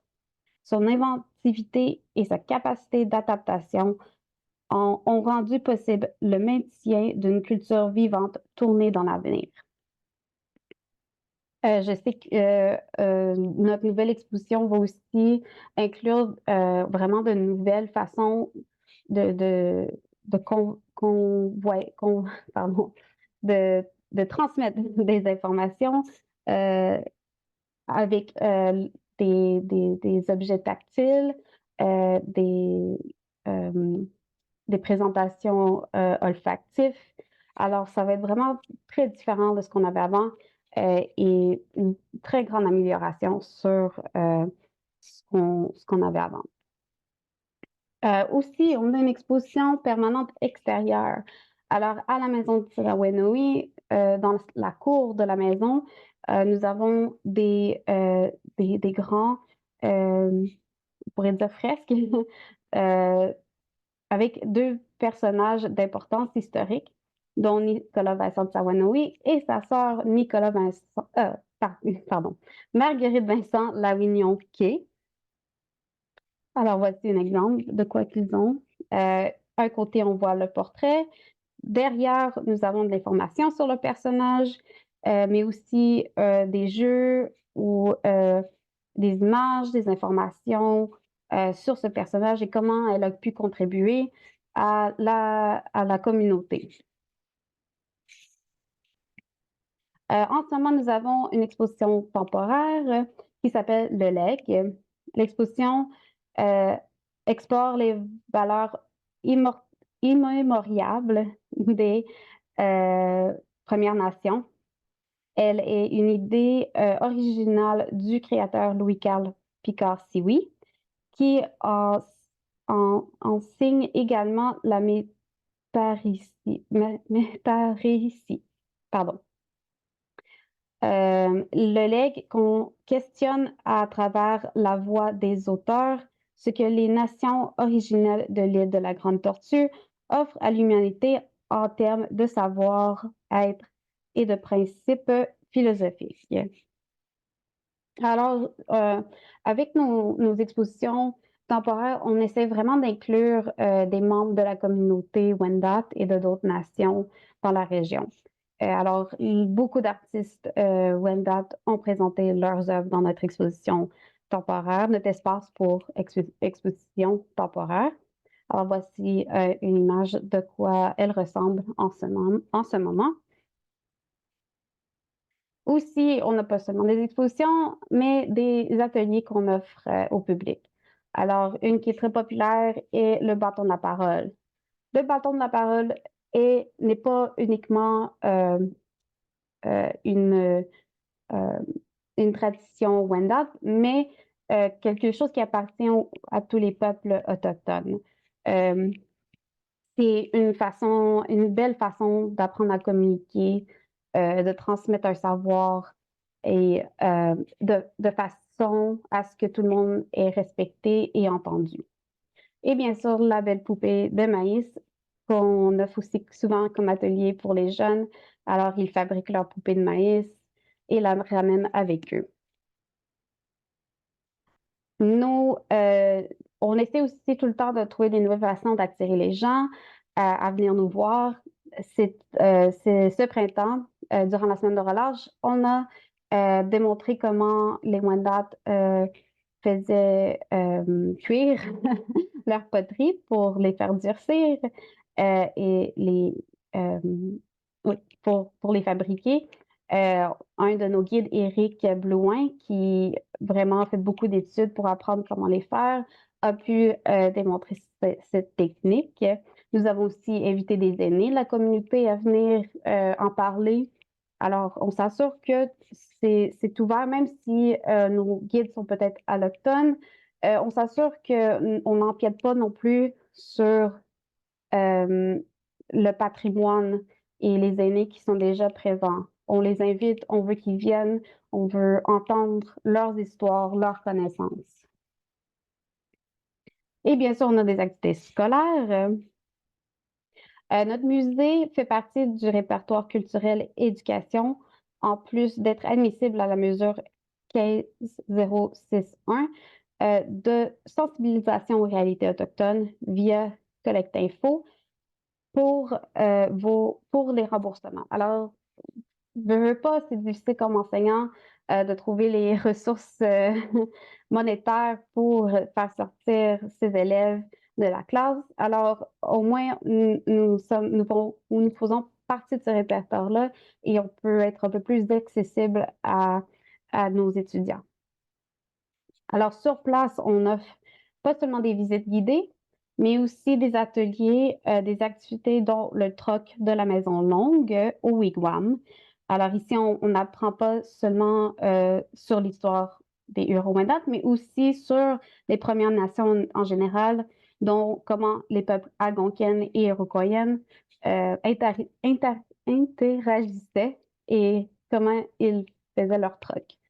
Il y a aussi le prendre sa place dans le cercle qui aussi met en valeur la communication, la pensée circulaire avec le bâton de la parole. Aussi, on envoie des guides à vos écoles sur les traces de Yahat antique, à la rencontre de Nuncio en Nouvelle-France. Ce sont vraiment des belles activités à faire à l'école. Une trousse pédagogique peut même être envoyée à vous. C'est une trousse qui parle des 3 sœurs, le maïs, la courge et l'haricot. Et on a même un partenariat avec Parc Canada. Alors, c'est tout pour ma présentation. Je vous remercie, Tia Wang, thank you, pour votre écoute. Et si vous avez plus d'informations, n'hésitez pas à aller voir notre site web, nos réseaux sociaux, et vous pouvez aussi m'envoyer un courriel à expérience@musée-huron-wendat.ca. Merci beaucoup, Mélissa, pour votre présentation inspirante. Est-ce que je peux vous demander d'arrêter de partager votre écran? Et Oui. comme ça, on peut voir vous et Magda aussi. C'est parfait, exactement. Parfait. Just a reminder to our audience that simultaneous translation is provided if you need it. Just look at the bottom of your Zoom screen and that you should see an interpretation button that you can click on to access that translation. Bon, je pense qu'il y a quelques commentaires et questions pour Mélissa. Alors, je cède la parole maintenant à Magda. C'est à vous. Merci, Carla. Merci beaucoup, Mélissa, pour cette présentation fort intéressante. Puis effectivement, il y a tout plein de commentaires et de questions dans le clavardage et des fleurs, des gens qui vous lancent des fleurs, qui disent avoir déjà visité le musée et l'avoir apprécié. Alors, c'est une très, très bonne nouvelle. Je partage une question posée par Marianne Dodds qui vous demande comment vous mesurez, vous et en fait l'équipe du musée, comment vous mesurez l'impact de vos expositions sur les visiteurs et les visiteuses. Est-ce que vous faites la cueillette, par exemple, d'impressions, d'attitudes? Est-ce que vous demandez une certaine rétroaction, des commentaires après visite? Donc, comment mesurer l'impact de l'ancienne expo, mais aussi comment allez-vous mesurer l'impact de la nouvelle qui s'en vient sur ces différents publics, que ce soit des étudiants ou encore des touristes? C'est une belle question. Je dois avouer que c'est quand même difficile des fois d'obtenir des commentaires volontaires. La question est toujours lancée après que les groupes viennent. Mais souvent, je vois les commentaires sur les réseaux, sur Google. C'est la place où que les gens font le plus de commentaires et ils vont souvent partager des images de l'extérieur. Ils vont dire à quel point l'expérience a été immersive. Et vraiment, le succès de nos visites et de l'expérience positive vient de nos guides animateurs et animatrices. Et c'est eux autres souvent qui vont me donner leur feedback sur comment était leur visite, comment était leur groupe, qu'est-ce qui était positif, qu'est-ce qui était négatif, qu'est-ce qu'on peut améliorer pour la prochaine fois. On travaille là-dessus en ce moment sur comment obtenir des commentaires, du feedback plus facilement, plus direct. Je dois avouer que je suis à ce poste-là depuis c'est un nouveau poste et il n'y avait rien avant comme communication. Alors, pour l'instant, c'est un peu partout dispersé, mais avec la nouvelle expo, on va vraiment mettre plus en place des méthodes de cueillette d'informations sur ce que les clients ont à dire. Et si quelqu'un d'entre vous avait des suggestions, je suis très ouverte à les entendre. Ça va me faire plaisir d'avoir d'autres perspectives ou d'autres opinions. J'espère que ça répond à votre question. Super, merci beaucoup. Carla, do we have time for one more? I can't hear you, Carla. Sorry, I think we can do one quick question. One quickie. Okay, Yeah. I'm going to cheat and I'm going to take two tiny, tiny questions and put them together.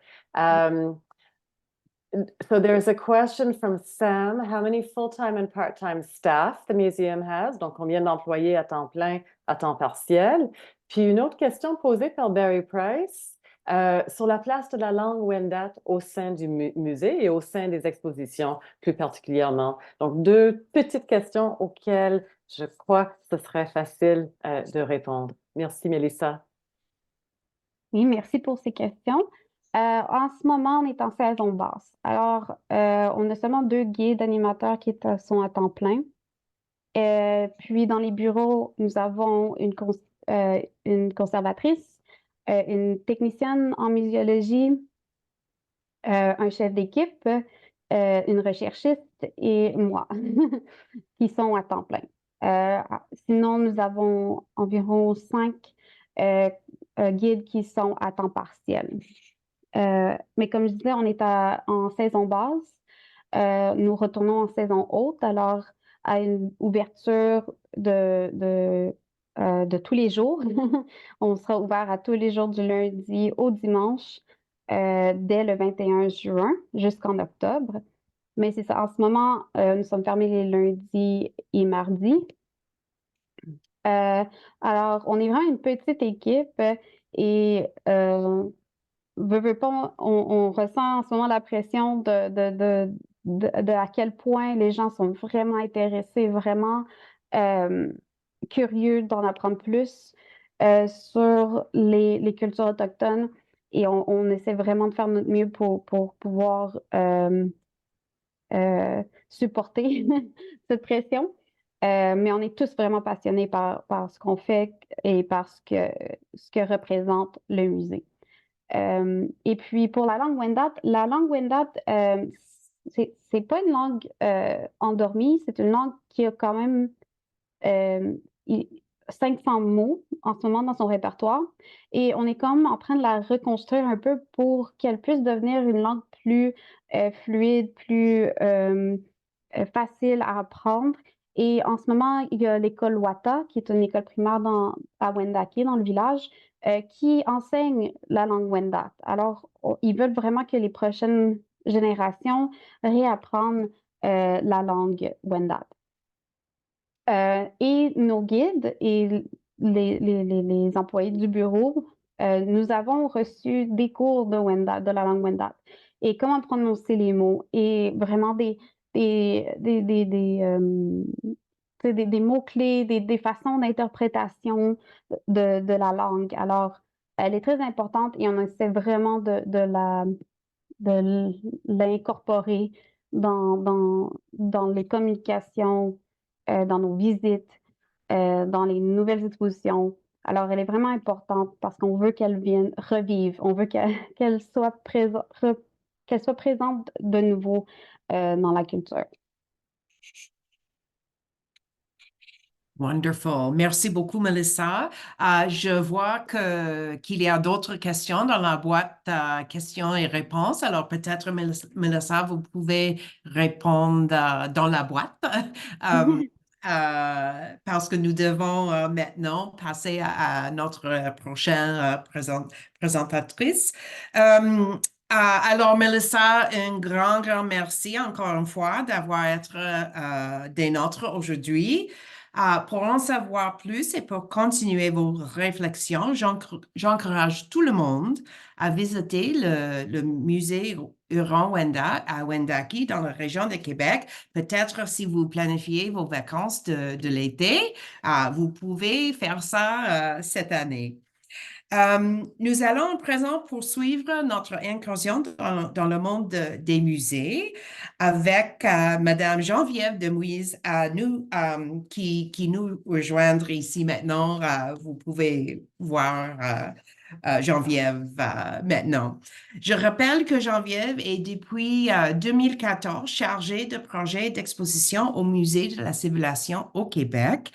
Elle a récemment travaillé au développement de nouvelles expositions permanentes sur le Québec.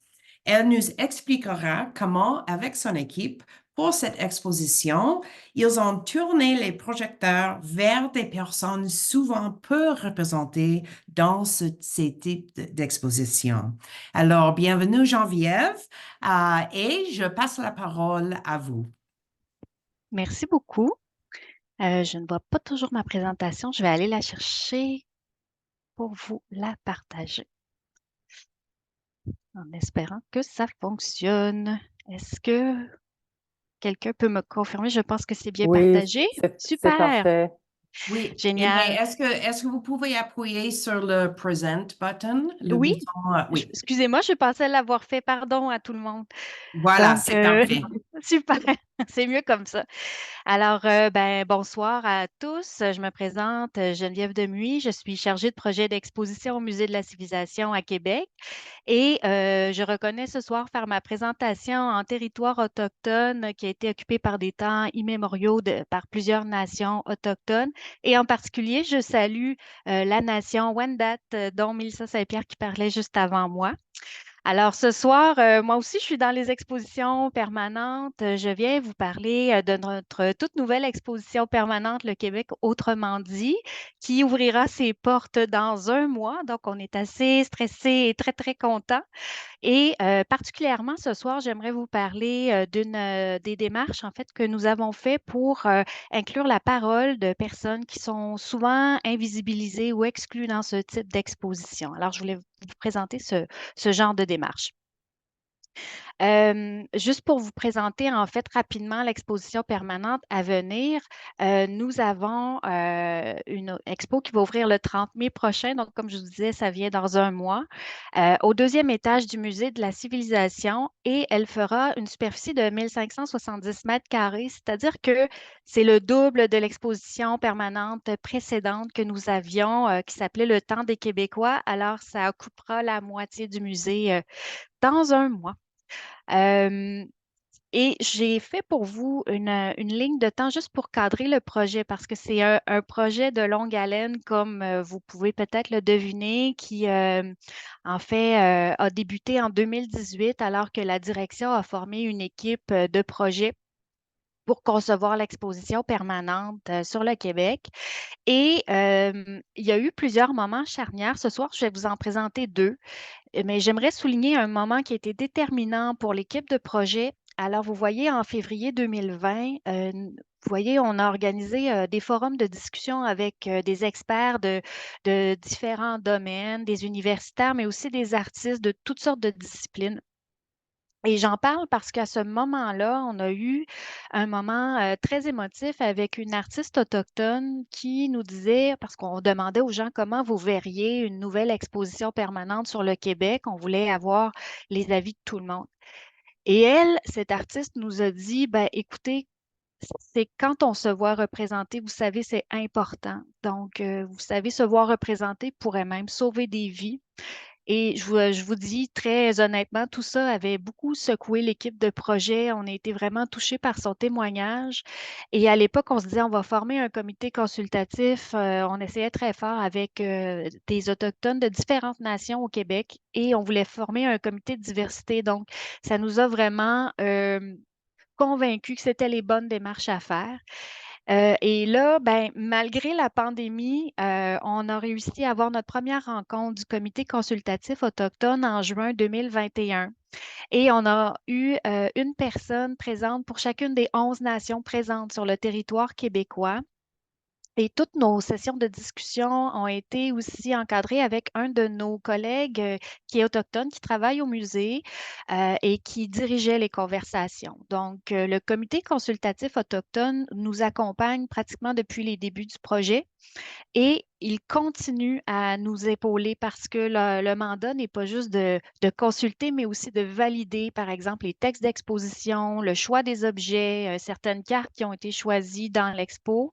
Tout ça s'est fait en discussion avec le comité autochtone, mais aussi en 2021-22, on a réussi à avoir des membres pour former un comité diversité qui est formé de 6 personnes issues de la diversité ethnoculturelle au Québec. Et de la même façon, ces personnes ont comme mandat d'avoir conçu l'exposition avec nous, mais aussi de valider les contenus qui étaient choisis par l'équipe du musée. Et cette discussion-là, ce qu'on souhaite, c'est qu'elle se poursuive au-delà de l'ouverture prévue le 30 mai prochain. Ce soir, spécifiquement, je vais vous parler des 2 démarches que vous voyez en vert. J'y reviendrai dans quelques minutes. Donc, le projet Itinérance Sésame et le projet Voisins et voisines d'ailleurs, qui ont été 2 projets de consultation qu'on a fait en 2021-2022.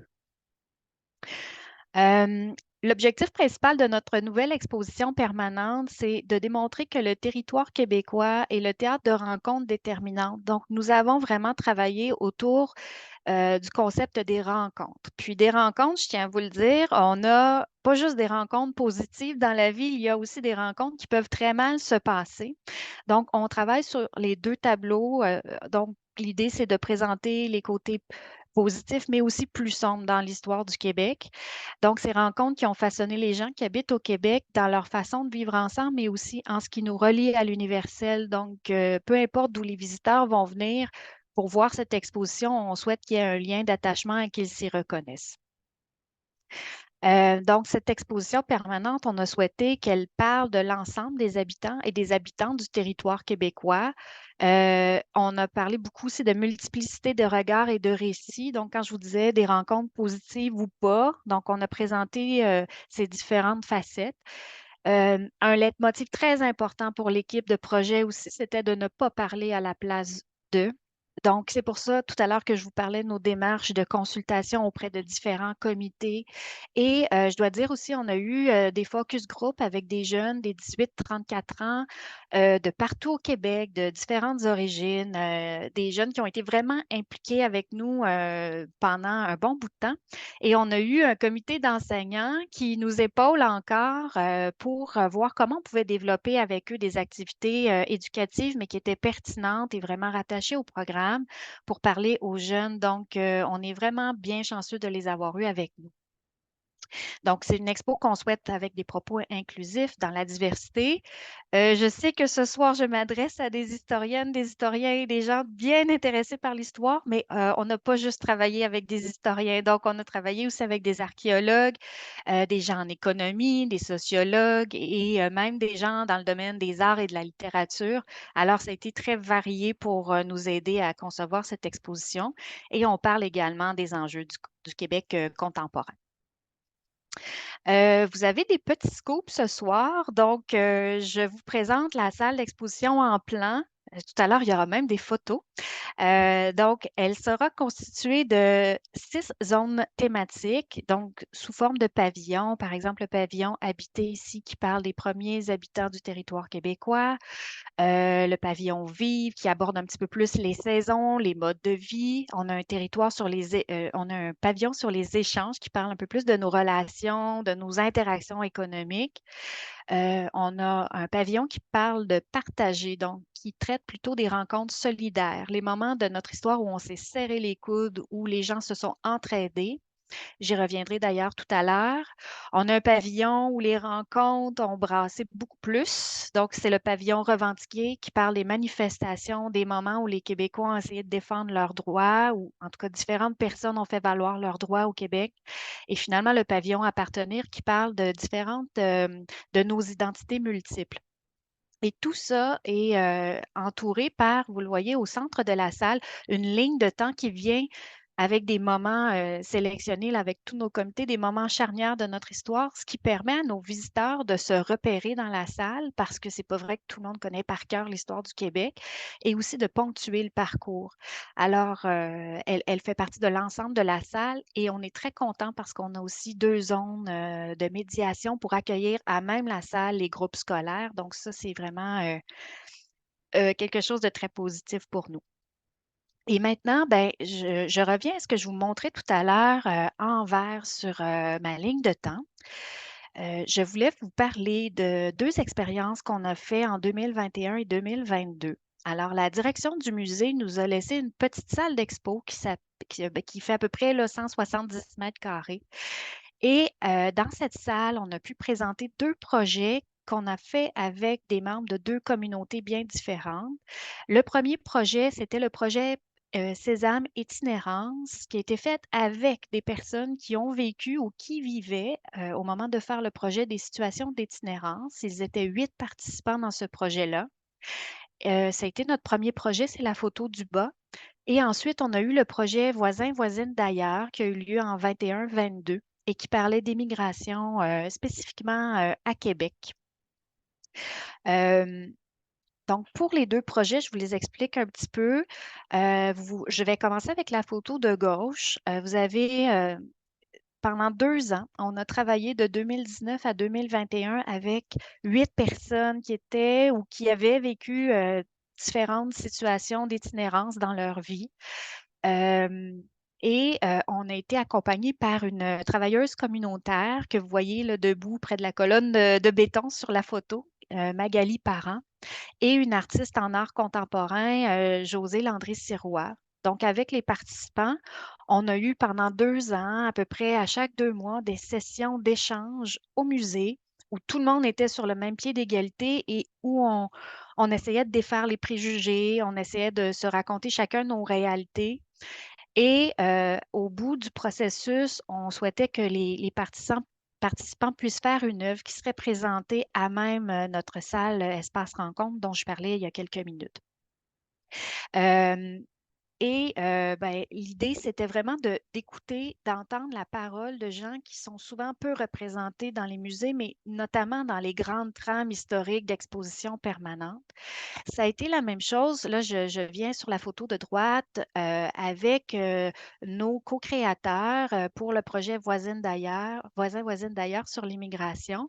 Notamment, j'aimerais attirer votre attention sur les 2 personnes au centre de la photo, Philippe Martine et Clarissa Reboussa, qui sont 2 personnes immigrantes, mais qui sont aussi des cinéastes qui travaillent à Québec et qui ont co-créé ce projet également avec la dame qui est complètement à droite, qui est Pascale Guéricola, qui est une journaliste immigrante française, avec qui on a travaillé de A à Z ce projet.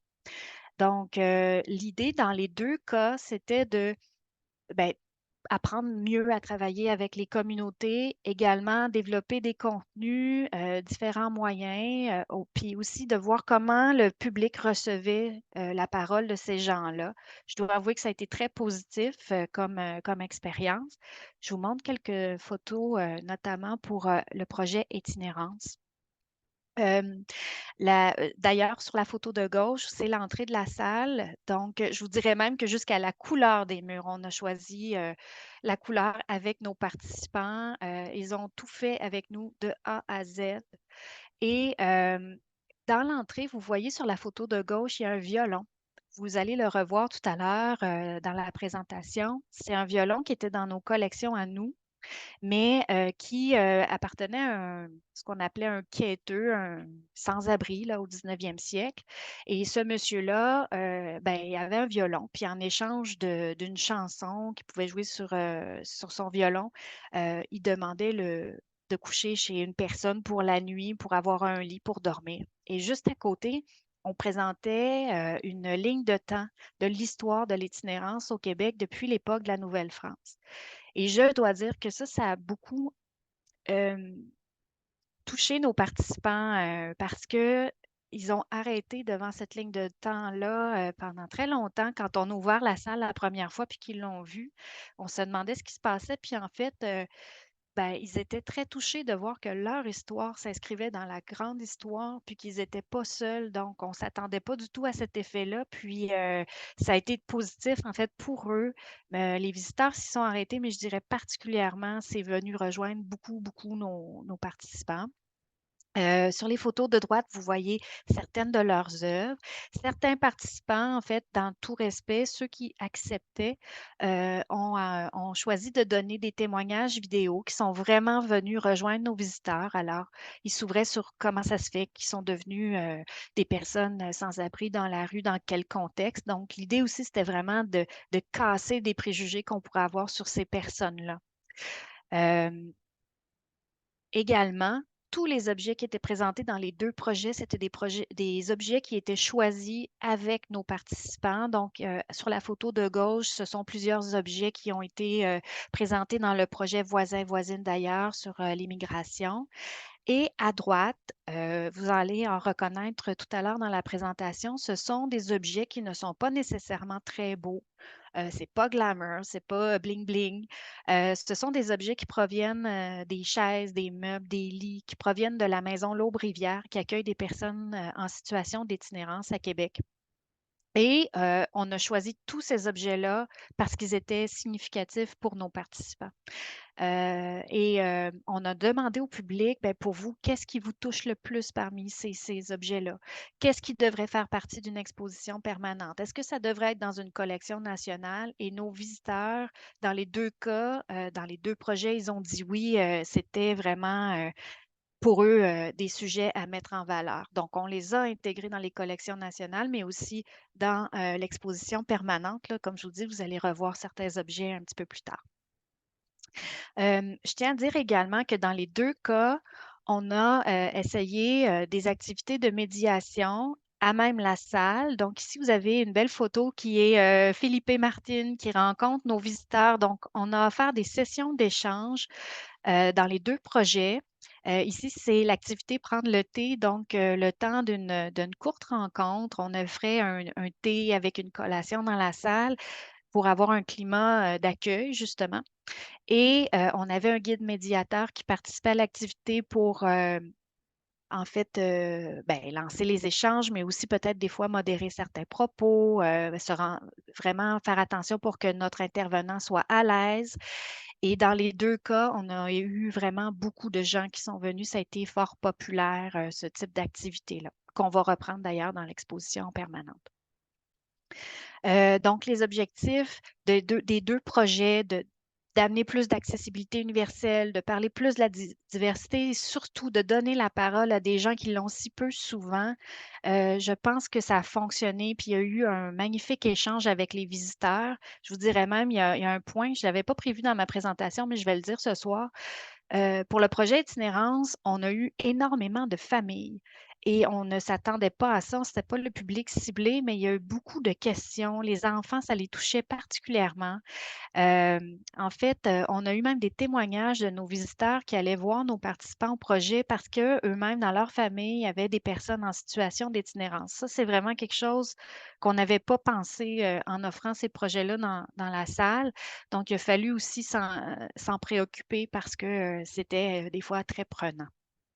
En tout cas, là, je ne dirai pas tout ce qui est là, mais j'aimerais vous dire qu'on a eu une super belle surprise par rapport à ces 2 projets, comme quoi ça valait la peine de les faire. L'an dernier, la rapporteure spéciale dans le domaine des droits culturels aux Nations unies, au Comité des droits de l'homme, a cité le projet Itinérance et puis Voisins-voisines d'ailleurs comme des projets qui valent la peine et qui devraient être faits plus souvent dans les musées. Alors, on ne s'était pas inscrit à aucun concours, mais tout ça a été nommé. Et je le dis parce que s'il y a des gens qui sont dans les musées ce soir, peut-être que parfois ça vaut la peine de faire des projets de ce type. En tout cas, nous, on sait que ça a touché les gens.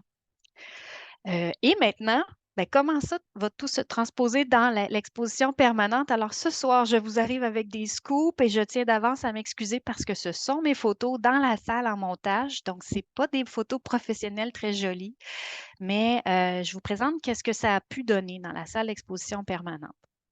Alors, par exemple, ici sur la photo de gauche, vous avez une machine à coudre Singer qui a été proposée par en discutant avec le projet Voisins-Voisines d'ailleurs, pour parler des femmes immigrantes qui souvent travaillent dans l'ombre, souvent font de la couture à la maison et ont un travail qui les invisibilise souvent.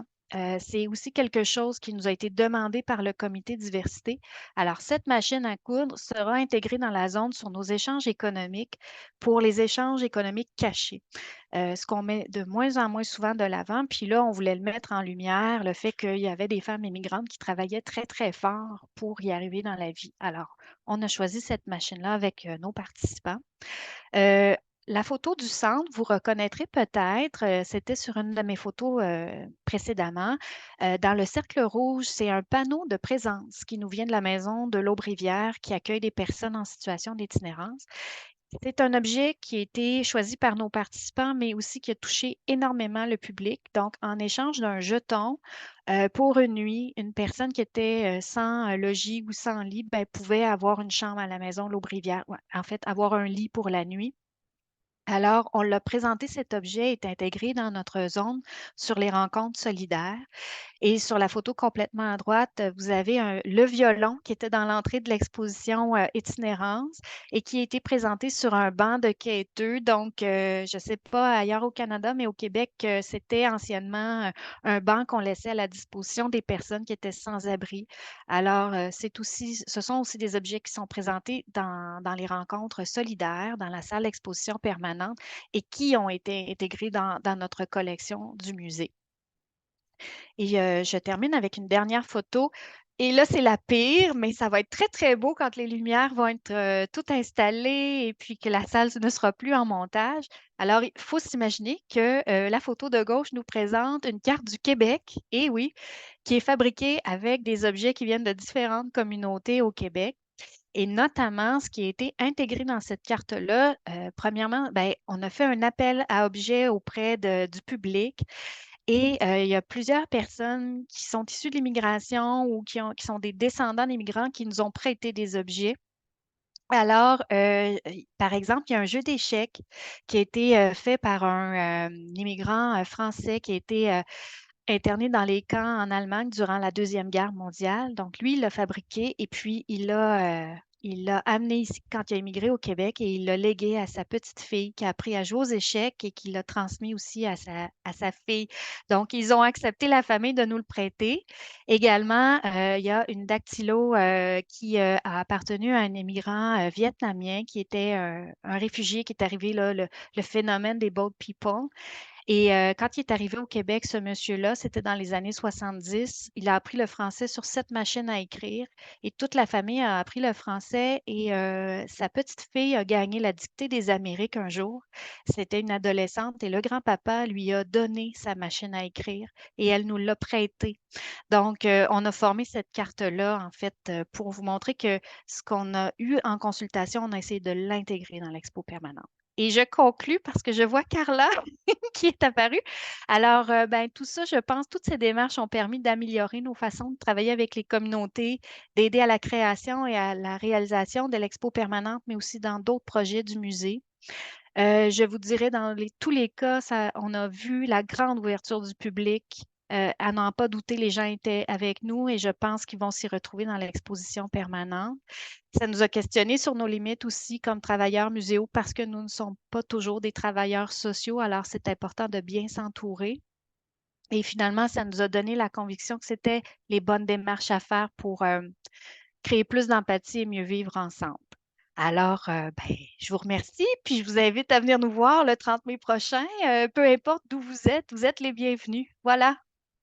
Merci beaucoup, Geneviève, pour votre présentation Oui, et j'ai pour pas tout parlé assez vite. votre travail Ah, remarquable. merci. C'est incroyable. Je vais passer vitement maintenant à Magda je pense que nous avons le temps pour juste une question, Oui, mais je suis trop une parlé. question, c'est bonne. C'est mieux que Oui, zéro. excusez-moi. OK. Alors, une seule question, Geneviève. Merci Oui, beaucoup. Hein. ça Exposé fait très, plaisir. très émouvant. En fait, exposition, manifestement, qui va toucher beaucoup Merci. de monde. J'ai été frappée dans le dessin que vous avez montré au début, le dessin de la salle, par Oui, la division de la salle euh, par le verbe. Hein? Habiter, partager, revendiquer. Donc, des verbes très actifs, en fait, des Oui. verbes qui soulignent justement l'agentivité des gens et qui, à mon avis, comment dire, contredisent un peu l'image traditionnelle que nous avons des musées comme étant des lieux statiques, hein, où rien ne bouge. Et donc, je voudrais simplement vous poser la question, mais d'où est venue cette idée d'utiliser des verbes pour qualifier ces différents espaces au sein de la salle? Oui, donc vous l'avez dit, ça, c'est qu'on souhaitait avoir vraiment quelque chose qui montre l'action parce que ce n'est pas juste l'idée de faire une ligne de temps et puis on sillonne. L'idée, c'est de montrer vraiment des thématiques et dans chacune des thématiques, toutes les communautés s'y trouvent représentées, donc dans différents moments de l'histoire, mais aussi dans le trait contemporain. Là, j'ai axé ma présentation sur l'histoire parce que c'est ça le forum, mais on a des enjeux contemporains aussi, donc on voulait montrer que c'est toujours actuel et que ça va se poursuivre dans l'avenir. Donc, c'est pour amener aussi les visiteurs à réfléchir. Et d'ailleurs, à chaque entrée des pavillons thématiques, on a travaillé avec des gens de l'Université Laval, qui est le projet Corum, où on pose des questions sur l'histoire ou sur l'actualité et les gens vont être invités à voter et on repose la question à la sortie. Donc, pour que les gens ils visitent et puis là, ben, ils apprennent des choses et peut-être peuvent se refaire une tête aussi sur différents sujets où on arrive avec certaines idées préconçues et puis là, nous, on présente autre chose. Fait que on ne sait pas qu'est-ce que ça va donner, mais on veut tester ce genre d'initiative-là avec nos amis de l'université. Bon, mais c'est vraiment super. Merci Ben, beaucoup. merci. Merci Merci. beaucoup. Malheureusement, nous devons arrêter là, mais je pense qu'il y a quelques questions dans la boîte Q&A. Alors, OK. peut-être vous pouvez continuer la conversation là-bas. Merci. Merci beaucoup. Et pour tous nos gens qui qui sont avec nous ce soir, après que vous avez visité le musée Huron-Wendat, peut-être vous pouvez aller aussi à Musée de la civilisation cet été. I will now invite Graham Lowes to set up his presentation. As you may recall, Graham is the manager, education and program development at the Canadian Museum for Human Rights. He will be speaking about the museum's work around historical empathy using the witness blanket. Over to you, Graham.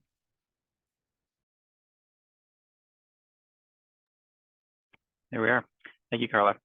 Yeah, as Carla was saying, my name is Graham Lowes, and I am the Manager of Education and Program Development here at the museum. My pronouns are he, him, and I am of settler ancestry, but I've had the honor of working on the witness blanket for the past, or working with the witness blanket for the past 3 years, and its growth into witnessblanket.ca. As I'm coming to you tonight, I am in Winnipeg, Manitoba on Treaty 1 territory, and that's traditional land of the Anishinaabe, the Anishinaabe, Dene, and Dakota people. And the museum's located actually at a very unique place at the Forks, which is the confluence of the Red and the Assiniboine rivers, which has been a meeting place for thousands of years of Indigenous people where they met to trade and make and just gather. The Red River, I'm a geography nerd, the Red River crosses with the Mississippi headwaters, and the Assiniboine River is connected indirectly, but it's connected to the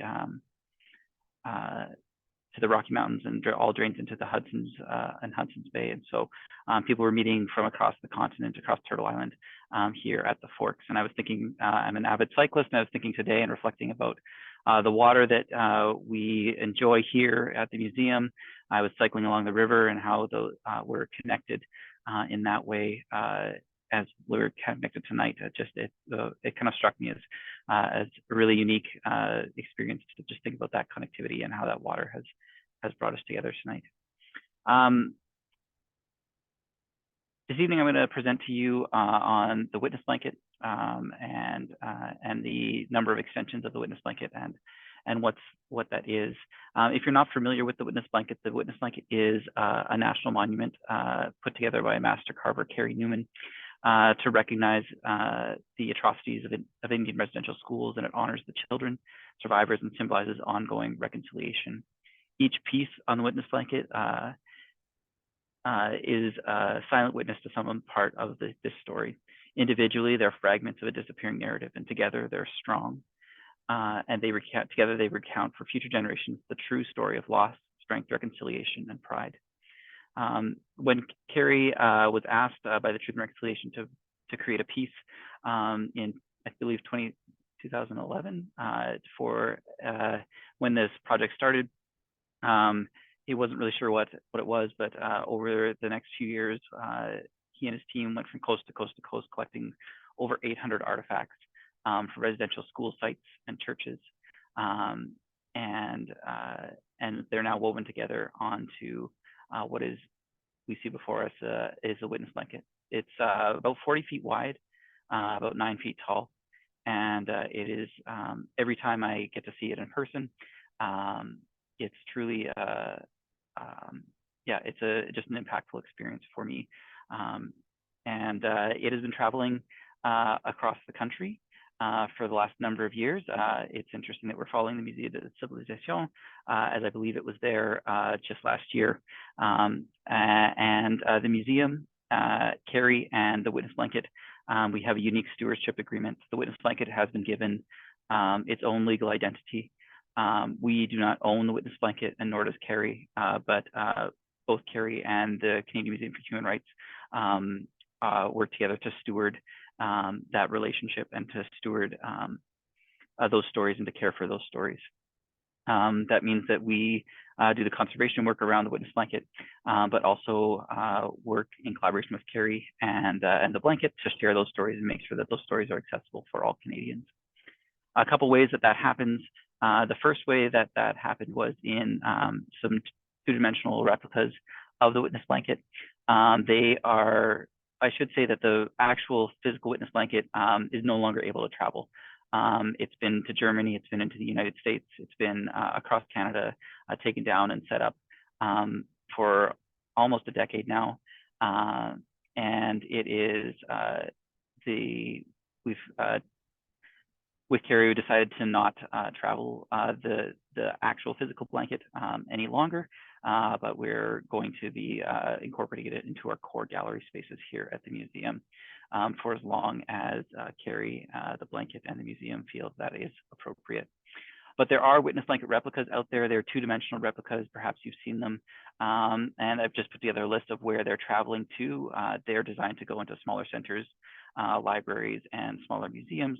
And you can see that they are traveling around the country currently. If one of those is in your area, I encourage you to see it. It is equally as impactful as seeing the real blanket as well.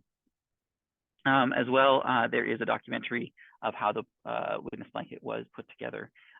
When Carrie and team put together the witness blanket, they also collected survivors. They went with a team of videographers and collected survivor testimony.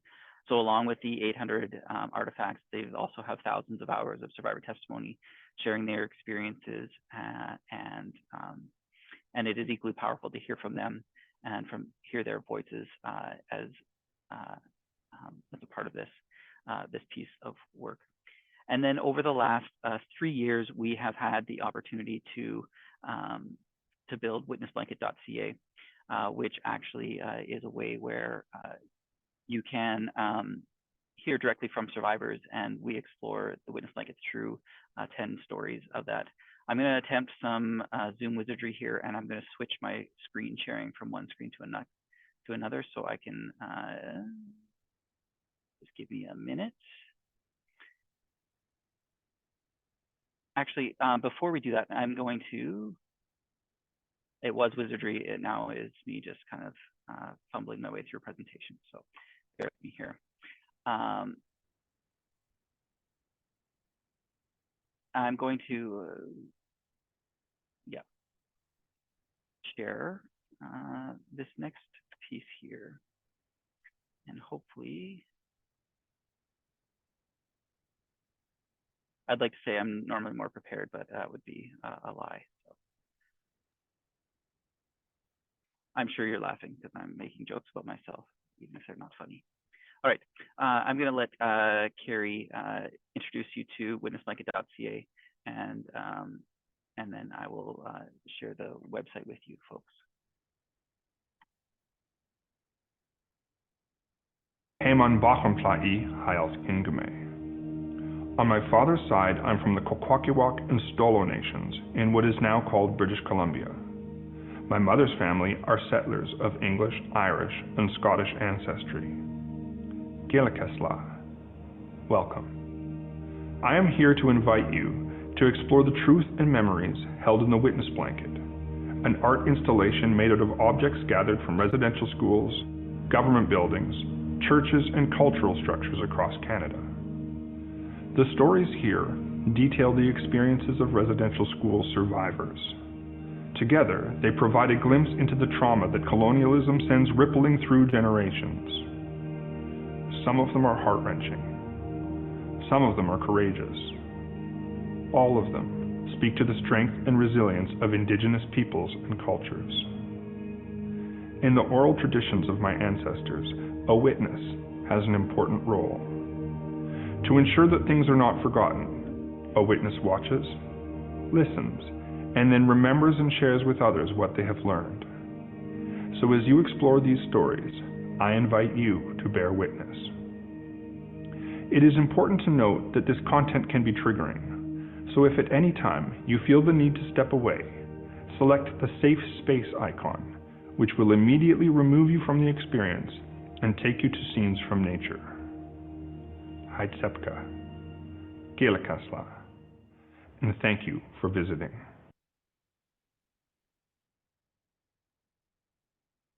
The Witness Blanket, like I said, was developed over 3 years. That development cycle started with sitting down with the National Center for Truth and Reconciliation Survivor Circle before we even started the project, and to identify the audience that we wanted to and how we wanted to share these stories.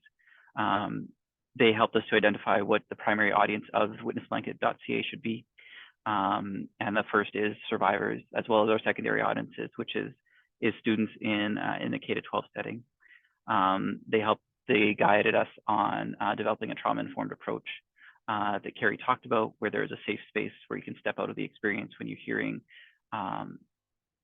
heart-wrenching stories of survival and resiliency. They helped guide the languages that we chose, how we approached that, encouraging us to not sugarcoat it, while at the same time balancing the needs of students and writing it in a way that all students from kindergarten right through grade 12 could find pieces of witnessblanket.ca accessible to them in their classroom. And so it was a profound experience to sit with that survivor circle a number of times through the COVID years, through about after we had just started the major work on the project, and Kamloops residential school, they found the 215 there where Carrie's shirt came in, and that gave us a significant amount of pause in how we approached this and what we were going to do, and the significance and why this was important, and it really changed our trajectory and how we did that. But again, it was guided by that partnership, not a rubber stamp of the Survivor Circle, but a partnership with the Survivor Circle and helping us to shape and share their stories, and how do we care for those stories. Now I'm going to try that wizardry that I spoke of again. We'll see if it works for me this time.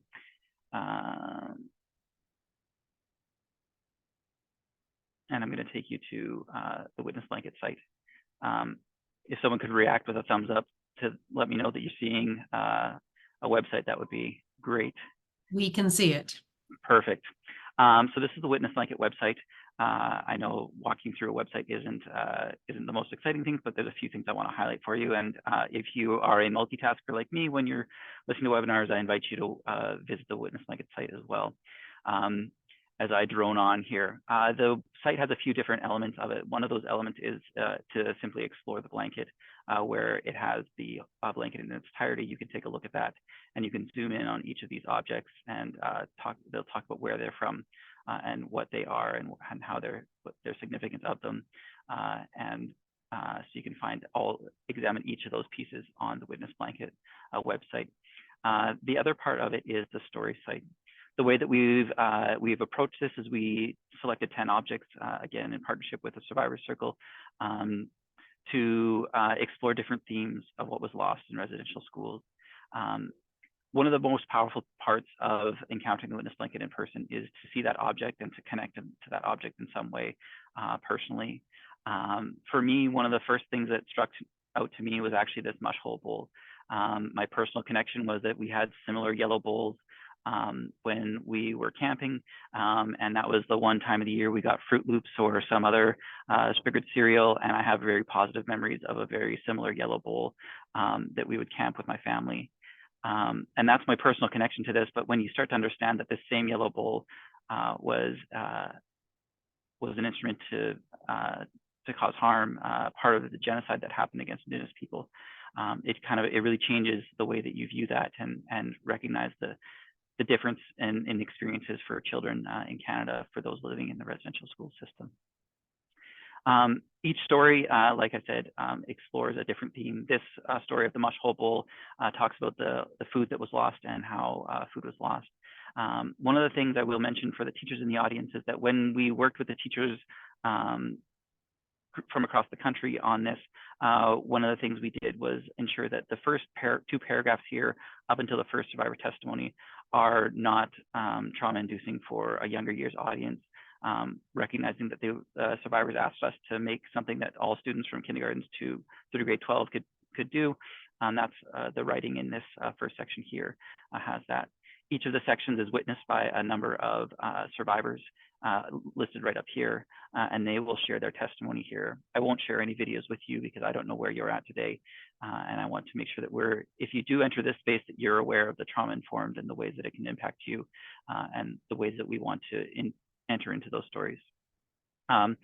There's a lot of script here. Each of the bowls is located. I'm just going to quickly walk through the different things, where it is, where the residential school it came from, the site location. There's quotes, survivor testimony woven throughout videos, as well as numerous primary source artifacts or images from residential schools. So if you're a teacher looking for a resource to explore with your students, there is a number of great resources here that you can use to have those conversations, as well as each story is full of reflective questions. And I'll talk a little bit about how that approach was informed. And then a statement from Carrie, and then an opportunity to explore more stories on that. Also, alongside that, we have a teacher's guide, and I'm going to go through that in a little bit greater detail in a little bit, but that teacher's guide is there available for you. The teacher's guide was written with a group of teachers across the country, both Indigenous and non-Indigenous teachers, recognizing those two audiences that we wanted to meet, and to help teachers who are not sure where to start with bringing survivor testimony into the classroom, bring that into the classroom. So that's where that is. And again, I'm going to attempt some wizardry here and switching my screen share.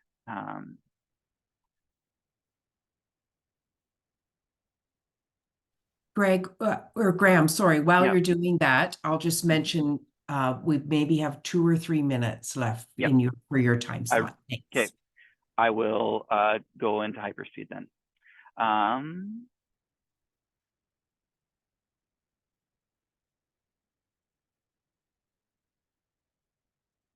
Can we see my?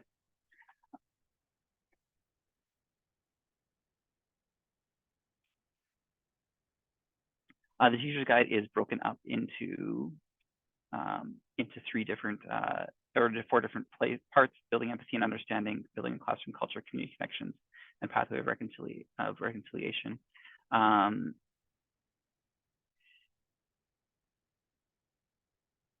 And I think what I want to talk about mostly is the Enzovu curve.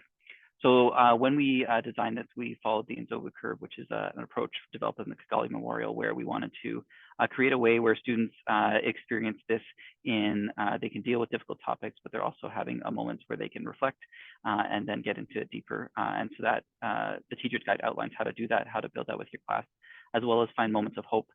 We see that in the resiliency that folks offer, as well as then find a way to move towards action. That looks like, for us, the building empathy and understanding, it starts by building a classroom culture where students are able to reflect and talk to each other, taking their learning out into the community, building community connections, as well as building pathways of reconciliation. So recognizing where they're at on their journey of reconciliation. It's all outlined in the teacher's guide, and it's all available for free. Like Carla said, this is an hour presentation that I've condensed into 20 minutes. So I will skip to the end and leave a moment for a question or two. But coming up, we have educator workshops. If you are interested, the witnessblanket.ca project was supported by TELUS, and they continue to support us in developing free and delivering free educator workshops across the country, both virtually and in person. We're working right now with Carrie on an augmented reality version and a projection mapping of the witness blanket, so it can be projected in schools and gymnasiums and different places like that, as well as they're working on Coquitlam College with virtual reality there. So I see I have like, I think, a minute left, and that would give me like 30 seconds for a question. So. Thanks so much, Graham. I know the time always seems to pass so quickly. And so it's great that you provided the websites that people can go for more information. Magda, maybe we could squeeze in a question before we move to our last presenter for this evening. If there's a shorter question that we could pose to Graham. Sure, just a quick question then, and it actually builds on the last two presentations as well in terms of takeaways. And obviously, as you've explained, you're addressing two very, very different publics, survivors and students, primary school students, high school students. Do you have a sense of what the kids in particular, the students, take away from the exhibit? Do you talk to them afterwards about what they've understood, what they've come away with? I think one of the most powerful stories that I know is when we were working with a group of students. Each class chose an object to start with and shared their personal reflections. And we had a class who chose the braids as an object and the idea of loss of hair. But before they even got into witness blanket, they had a conversation in their classroom about the importance of hair in their families. And so students were sharing why they chose this certain hairstyle. A student shared about, the importance of why they wear hijab, and why some students who have hockey hair or whatever it was, or why they styled their hair in a different way. And there was a moment in that classroom, I got a chance to kind of be a fly on the wall in that, where each student had a moment to connect and say, hey, I understand hair. And so they all started with that idea that we have this connection to hair before they entered into that story. And in that personal connection, they were able to build so much more empathy with that story when they realized that the first thing that happened when these students went to residential school was they lost their hair, they lost their culture, whatever it was, they lost their ability to choose their hairstyle or the significance of the hairstyle meant, and that strength and resilience. And just the ways that was so powerful to see in the students, and that realization, and how important that is in building that connection and building that empathy, which is one of the big things that the Survivor Circle asked us, is they wanted students to build empathy and understanding of what happened in residential schools. And that's, it's always amazing to see that connection. Thanks so much. Oh, sorry, Magda. We're both thanking him at the same time. Thank you so much, Graham. That's a really powerful story and really speaks to the power of both objects and stories for students, even very young students, to make these powerful connections. And so thank you for that. Perhaps I'll ask the Canada's History team if they could pop the web links to the resources that you shared into the Q&A, perhaps as a way to share that with our audience. Thank you, Graham. I'm going to invite Greg Miyanaga now to join our virtual stage here. Greg is a grade 2 or 3 teacher, 2 and 3, not 2 or 3, right. Joining us from Coquitlam, BC. He's going to share with us how he engages young students in thinking deeply about the past. Over to you, Greg. Thank you. I'll just start my slide share.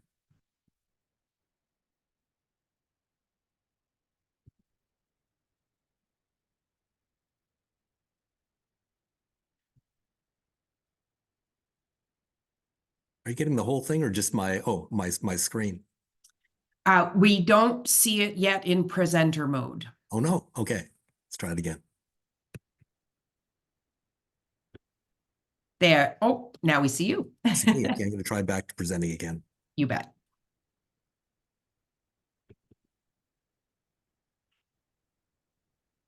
Not yet in presenter mode? No. It may be you need to adjust. If you are using more than 2 screens, you might need to adjust which screen is presenting. One more try.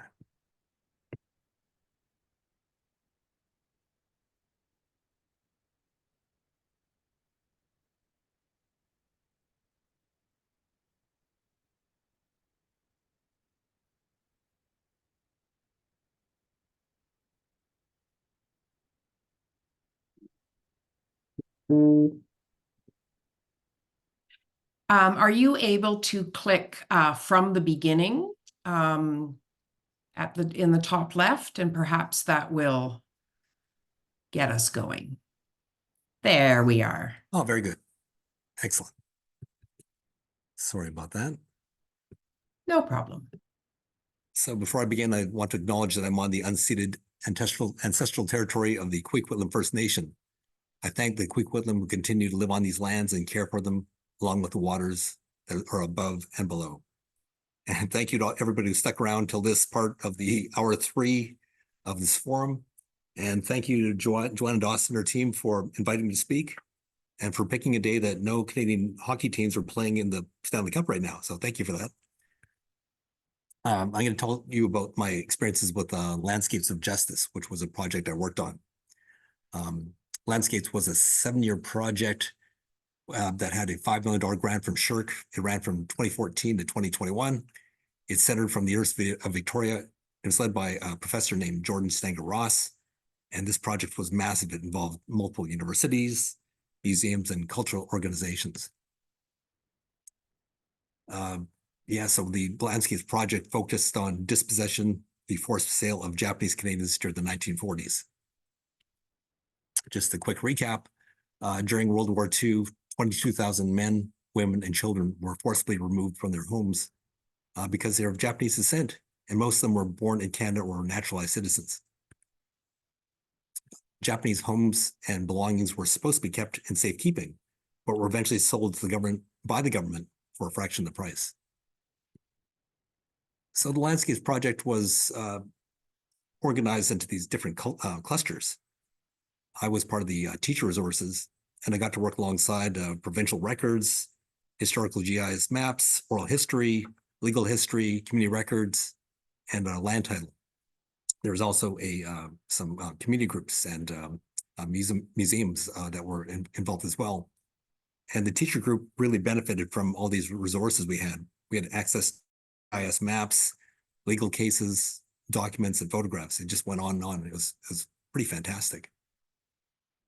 So the mission of the teacher resources was to create lessons about the dispossession of Japanese Canadians. And there's part of the website where we posted lessons. I chaired the elementary group, and there's also a secondary group led by Mike Perry Whittingham. And we've shared all these lessons across Canada for free. So how do you teach such a complex issue to young students? Well, we start with the big ideas. My target age for elementary was around grade 5 because the history in BC, or the curriculum in BC really fit this history. And the goal is conceptual understanding. We begin with the thinking and the conversations. We ask them questions like, what is home? What is loss? What's community? We try to give students a sense of the issues and build empathy and critical thinking skills along the way. We use 3 different kinds of engagement at elementary. First, there's the hands-on. We get students to make and do things. We make learning real.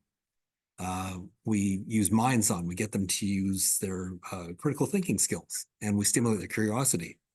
And then, of course, we use the hearts-on, which we've been talking about all afternoon.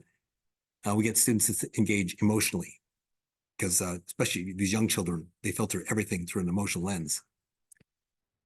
We get students to develop historical empathy by asking them things like, how does this affect you? How would you react in this kind of situation? And then we kind of expand beyond that to, how is this fair? Not just for you or for me, but for everybody. So how do we teach this? What if our students made a low-tech simulated community of a Japanese Canadian neighborhood? So here's the hands-on part. We tell students that they're going to learn about an immigrant community by creating one on a large classroom bulletin board. And the way they do that is we start by giving each student a property card like this. And this information came from landscapes research. So each student is assigned an address with the name of the family who owned the building, and then the business, and then the kind of business that was down below.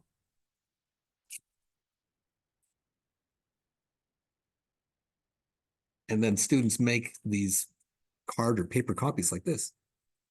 So here's the address. Here's what the building looks like above and below. And then on the inside, we get them to create actually an empty building.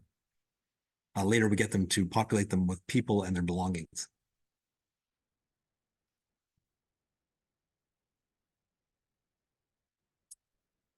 So they have their people and their belongings, and the people and the belongings are pinned into these buildings or use sticky tack because they have to be able to move around because they can interact in the community. And because the work the students put into their community, their people and their belongings, they become very, very attached to their work. And then students post these properties onto this big community bulletin board. And the order of the buildings is based on the actual address. And the avatars can be moved around and possessions can be bought and sold and traded. And then after a while, these events would occur. Pearl Harbor, and then the evacuation order. This is an actual evacuation order for my area, actually. Coquitlam, Port Moody, Port Coquitlam, all these places are just like minutes away from here. So the evacuation order to remove all the people of Japanese descent would be issued, and they would have to move. So the students are told this at the end of the day or at the end of the period, and then when they come in the next day, their avatars would go from the Powell Street bulletin board to an internment camp bulletin board. So you can see on the picture, there's an internment camp, and then in some of the shacks are the avatars that they had in the Powell Street simulation. So they're there for a bit, and then as their incarceration continued, their possessions would also start to disappear from the Powell Street display. And so through their avatars, they are learning what internment and dispossession was like for these Japanese Canadians. How did they react? Well, they weren't happy. They very angry, they're sad, and they're really confused. You know, they thought, you know, Canada's a safe, fair place to be. How can my how can my home be sold? How can my possession be removed all without my permission? And so this is how the students are gaining this historical empathy, and they will act on their thinking if they're emotionally invested and emotionally engaged like this. But it's not just a simulation. We also have 8 supporting lessons that run concurrently to this activity, and they're based on these lessons that I wrote in the early 2000s. These support lessons help students unpack the history and experience of internment and dispossession. And I'll talk to you briefly about a couple of the lessons so you get a sense of them. Oh, just to show you, there's some that happen before internment, some that happen during internment, and there's some that happen after internment, like the redress lesson. So one of the first lessons we show when students are being forcibly moved, we use this idea of picture detectives. We use pictures back in the 2000 lessons that I created because there's so little written about Japanese Canadians, especially at the grade 4 or 5 level. But it turned out to be a really effective way to use critical thinking skills and introducing primary sources and looking for evidence.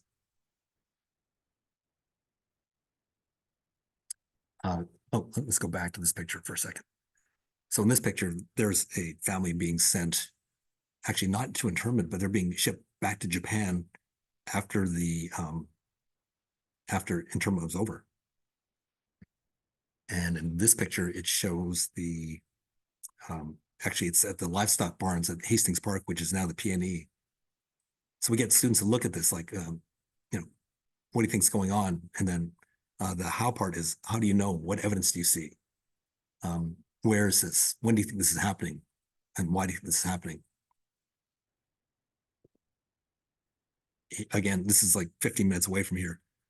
This is a picture in a place called Annieville, which is in Surrey, where they confiscated all the Japanese Canadian fishing boats.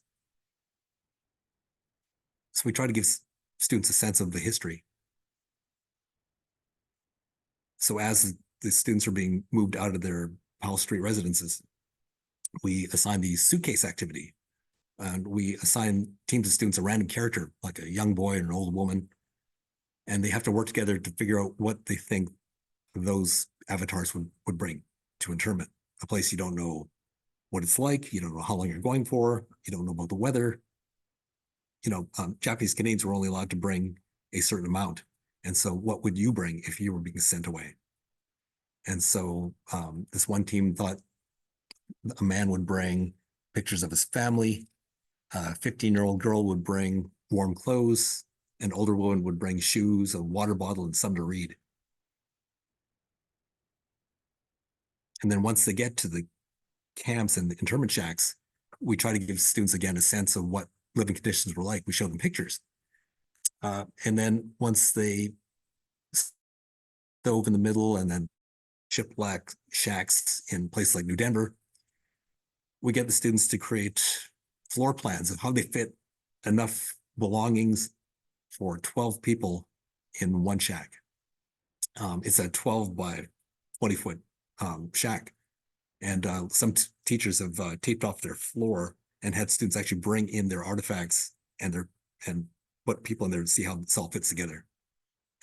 You can see this one where the student made a bed for 3 people on one side and a bed for another people for 3 people. And then in the middle was the family fun rug, because he explained that, you know, it sounds like it's pretty bleak. Families need to have fun. And then there's a table down there, which is very practical for eating and doing your homework and playing games. Again, a very young way of looking at history. This next lesson was the letters of protest lesson that focuses on dispossession specifically. We really needed a lesson to help students unpack this idea about the loss of property and possessions and how Japanese Canadians reacted historically. So we gave them some letters of protest that Japanese Canadians actually wrote, demanding for the government more compensation for the property that's sold and their buildings and their businesses. And so we give students a viewing guide, and we ask them, what kind of person wrote this letter? What are their concerns? What do they want the government to do? And, you know, how is the letter written? And the students always say that they can't believe how polite the Japanese Canadians were in their tone of writing these letters.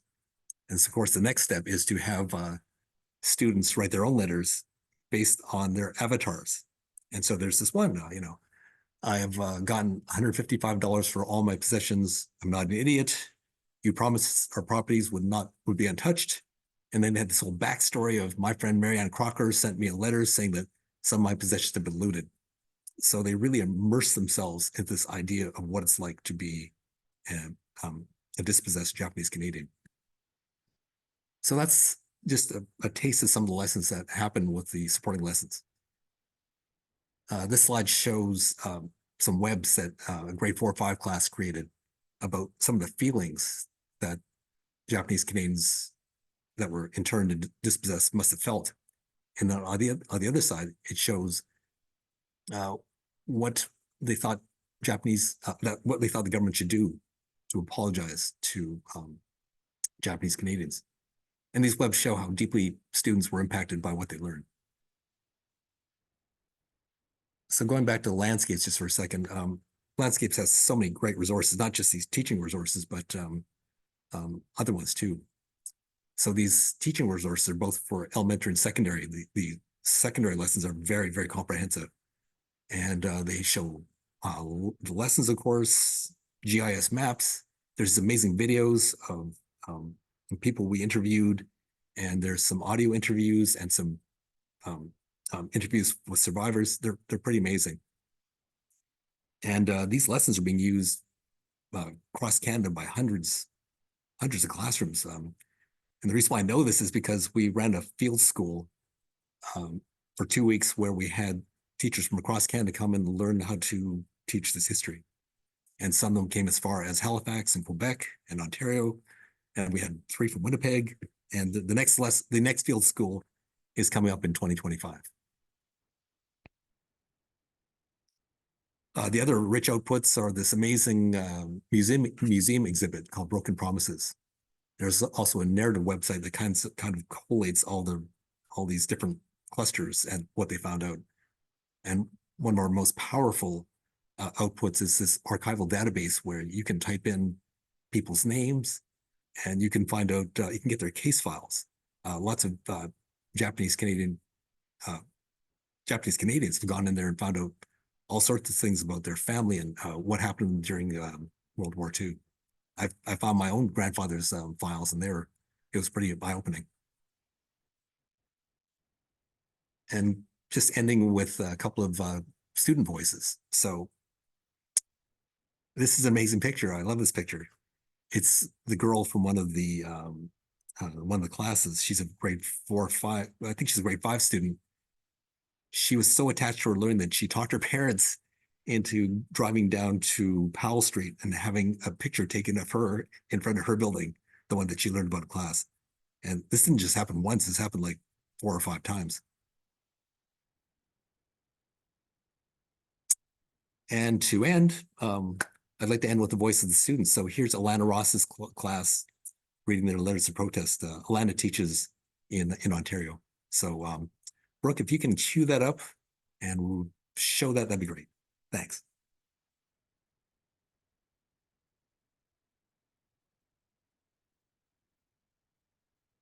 Dear government, greetings. My name is Hisa Aikida, and I am a 31-year-old married and pregnant Japanese Canadian. My name is Tamuro Akito. My name is Isawaki Fujiwara. Greetings. My name is Mukai Otomatsu. I am 40 years old. I fish and I have a wife and 2 kids. I own a boat, a house, fishing gear, a car, and a fish market. My husband and I own a sewing machine store on Powell Street. I do not appreciate the way that the Japanese are being treated. I am concerned about your decision to intern all Japanese, Canadian or not. We could only bring a certain amount of things, and I had things that I couldn't bring that were important to me. I recently received a notice saying that my property is on sale and I've gotten $155 for all of my possessions, which have been auctioned off. I am not an idiot. Of course I did not get a fair amount of money. That you had promised me and every other Japanese Canadian that we would have our properties untouched, but now they are being sold?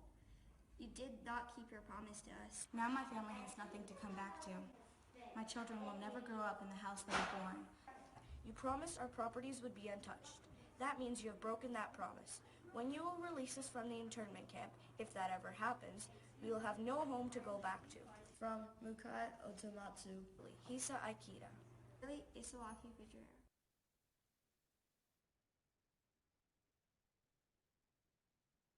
Thanks for listening, everybody. If I could ask your indulgence for one more thing, could you do me a favor? And if you learned about this story about Japanese Canadians going into internment or dispossession during your K-12 schooling, could you do the heart? And if you didn't learn about it, could you do the scary face there, just so I get a sense? I always usually ask this at the beginning. Interesting. Because when I first started doing this, it was mostly, no, I did not learn about this, including myself. I didn't learn about this in school either. In fact, I didn't really know about my family history until I started working on this project. Thanks. Carla, that's the end of my presentation. So thank you everybody for listening, and I hope you check out the website and the lessons because they're very powerful. Thank you. Awesome, Greg. Thank you so much. This is such a great idea and can be transferred to all kinds of histories of dispossession to help students understand these really complex ideas. And it reminds me of something Sara said at the beginning of our forum, that we should not underestimate what young kids are able to do. And your presentation really demonstrates the power of engaging in this kind of work with young children. Magda, can we squeeze in one question for Greg? I think there are a lot in the Q&A. So Greg, I'll invite you to go there to answer some more. But yeah, Magda, will one before we wrap up. I think the internet is on fire, Greg. There are 1,000 questions for you, so you have to quickly go read them all before we shut the discussion down. Okay. But here's one question for you. How do you help young students manage intense emotions they might experience as a part of these projects? Thank you for your work. And so, and this is a question I've seen various versions of in the Q&A. Obviously, we want them to engage emotionally, but then how do you manage these intense emotions? It always starts with creating a safe space at the beginning. Like I do not recommend doing this kind of pretty intense emotion in September. You have to build a relationship with your students. I always recommend not doing this until at least, January. So it's like, you build a family in your classroom, so you can help them deal with any kinds of feelings, not just with social studies, but with, interaction in the playground. We have a lot of talking circles, but it can be pretty intense. And actually, a lot of students won't voice their feelings in the classroom because it is so much. So usually it's done through journaling or through their work. And it can be pretty intense, but yes, it all depends on having that relationship with your students. Thank you. Yes, indeed. And as you've demonstrated, not only the relationship that you build and that students build with one another, but they're also building relationships with people they're learning about in the past. And that's such a powerful way to engage in these complex ideas. Thank you, Greg, so much. I'll invite you to turn your camera off while I deliver a few closing remarks, and Magda's going to join me in some closing remarks. On behalf of Canada's History Society, I would like to thank everyone for your participation in Canada's History Forum. The presenters have given us so much to think about, and we hope that you come away from tonight's forum with some new ideas or approaches for how you can encourage historical empathy in your context, whatever that might be. Great, thank you, Carla. And I will just join Carla in thanking both the presenters and the members of the audience.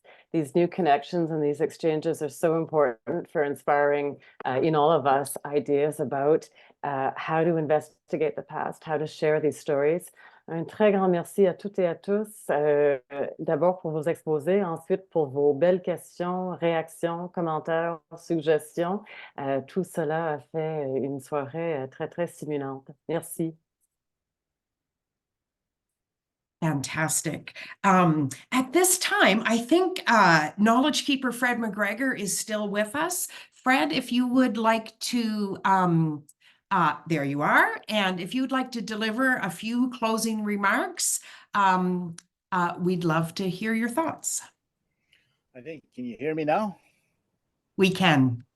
Okay, I fixed it. Yeah, I think it's very interesting, and one of the things what you're looking at is engaging with historical empathy, and each of the presenters it's been very interesting. And I think at the beginning, the first presentation, one of the things that I heard was there's the words about, caring that, caring for, and caring to, but I haven't seen caring with. And this is one of the things that I think a lot of, in the history of Canada and in the history of the different cultures and difference of the dominant society, there is none of that. There is still not being about the issue of with, and and it's like things like the battlefield stuff. It's stuff that kids need to see and everybody else, and this is what's not happening, and this is what individuals like that take the initiative. And just like the Huron-Wendat here, we have a little community cultural center, but like I've been to the Huron-Wendat, and there it showed the part that the I guess Quebec history, Canadian history doesn't show. It only shows very briefly. And this one, it takes that initiative from a community. And then when you get like Graham about the witness blanket, it's interesting because this is a big one. I've been to the Human Rights Museum, and we have one of the girls that is still haven't been found, and she's on part of the human rights. And the other one is I was going to say, Greg, the internment story sounds so familiar. It sounds, it's like for me, you don't have to explain anything. I could see it and the approach that's done. It's like the 2015, the TRC. I live in Quebec, and one of the things I've noticed on border with Ontario, and the things is with that, the province just basically shelved the TRC report. It said thank you, and we have issues with the about the way Indigenous history is taught in the province, and I think and across Canada, and a lot of like everyone as presenters. One of the things that's happening now is there is a big change. Your generation and the generation before, Indigenous history was absent. But now if you look over your kids and grandkids, it's very much changed. And this is where those institutions and individuals and teachers that take that initiative, where it's with all of those, it's with us, it's not without us, it's not to, for, or etc. And that makes a difference in terms of this is how you get this empathy. Things like the Viola Desmond history in Nova Scotia. That's now just coming. You're hearing just now the Inuit. So it's something that's changing very rapidly. And right now we're looking at what's happened in the overseas and what's happening in universities south of the border and happening in institutions. I think this is where it's with. We can't be with about that, to, or for.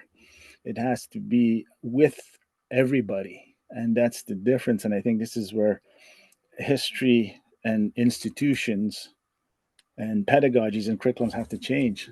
And this is because if you don't make the change will be made for you. And this is some of the very, very serious realities. And this is it's unfortunate that a lot of these things are just catching up, but the reality, humans are human history. It's happening, and it's unfortunate that it had to be done on dead children. And like, for example, what's happening in the residential schools. But it's kind of sad, very sad, what's happening in the Middle East, and those are children.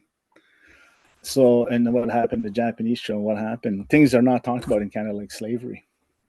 So with that, I think I think these discussions need to be done, and more needs to be, etc. And these kind of forums to be.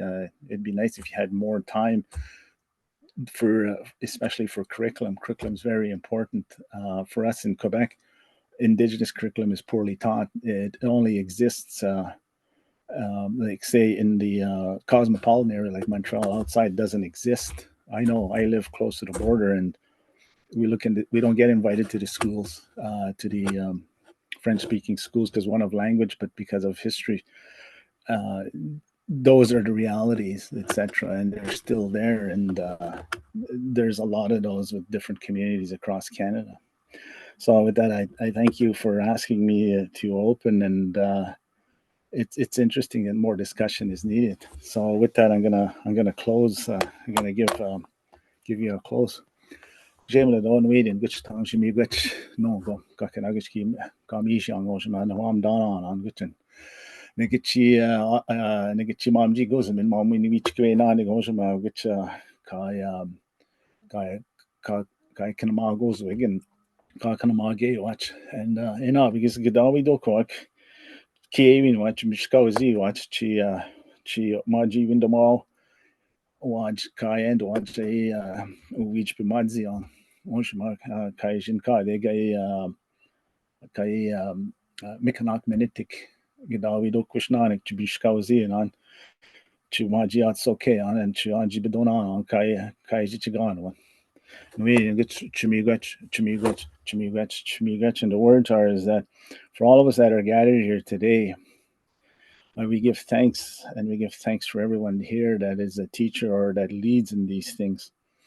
And you ask the strength for everyone here to continue that and to make those changes, to be able to do that. And we ask the Creator to help every one of you that do that, because a lot of times you stand alone, but sometimes, Debwe even has to be told, as hard as it is. And this is the things that make the change. And change is needed right now. If we don't make the change, change will change for us very quickly. And we will have no choice. But here we have a choice, so I think we should continue. So and you are now all friends because of the sharing. And there is a thing that he talked about is the safe space, and these are safe spaces. But then when you have safe space, you can discuss stuff like this. So and safe travels, and have a good week. Miigwech. Fred, thank you so much for the powerful words that you've left us with, and for the incredibly important reminder that although this work might be hard, it is vital that we do it, and it is vital that we do it together. And so thank you for staying with us throughout the evening, and for bringing some words of closure and encouragement to us to keep doing this work. We thank you for that. With that, we will end our event and wish everyone a good evening. Thank you all for joining us. Bonne fin de soirée et merci d'avoir été présent avec nous ce soir. Au revoir.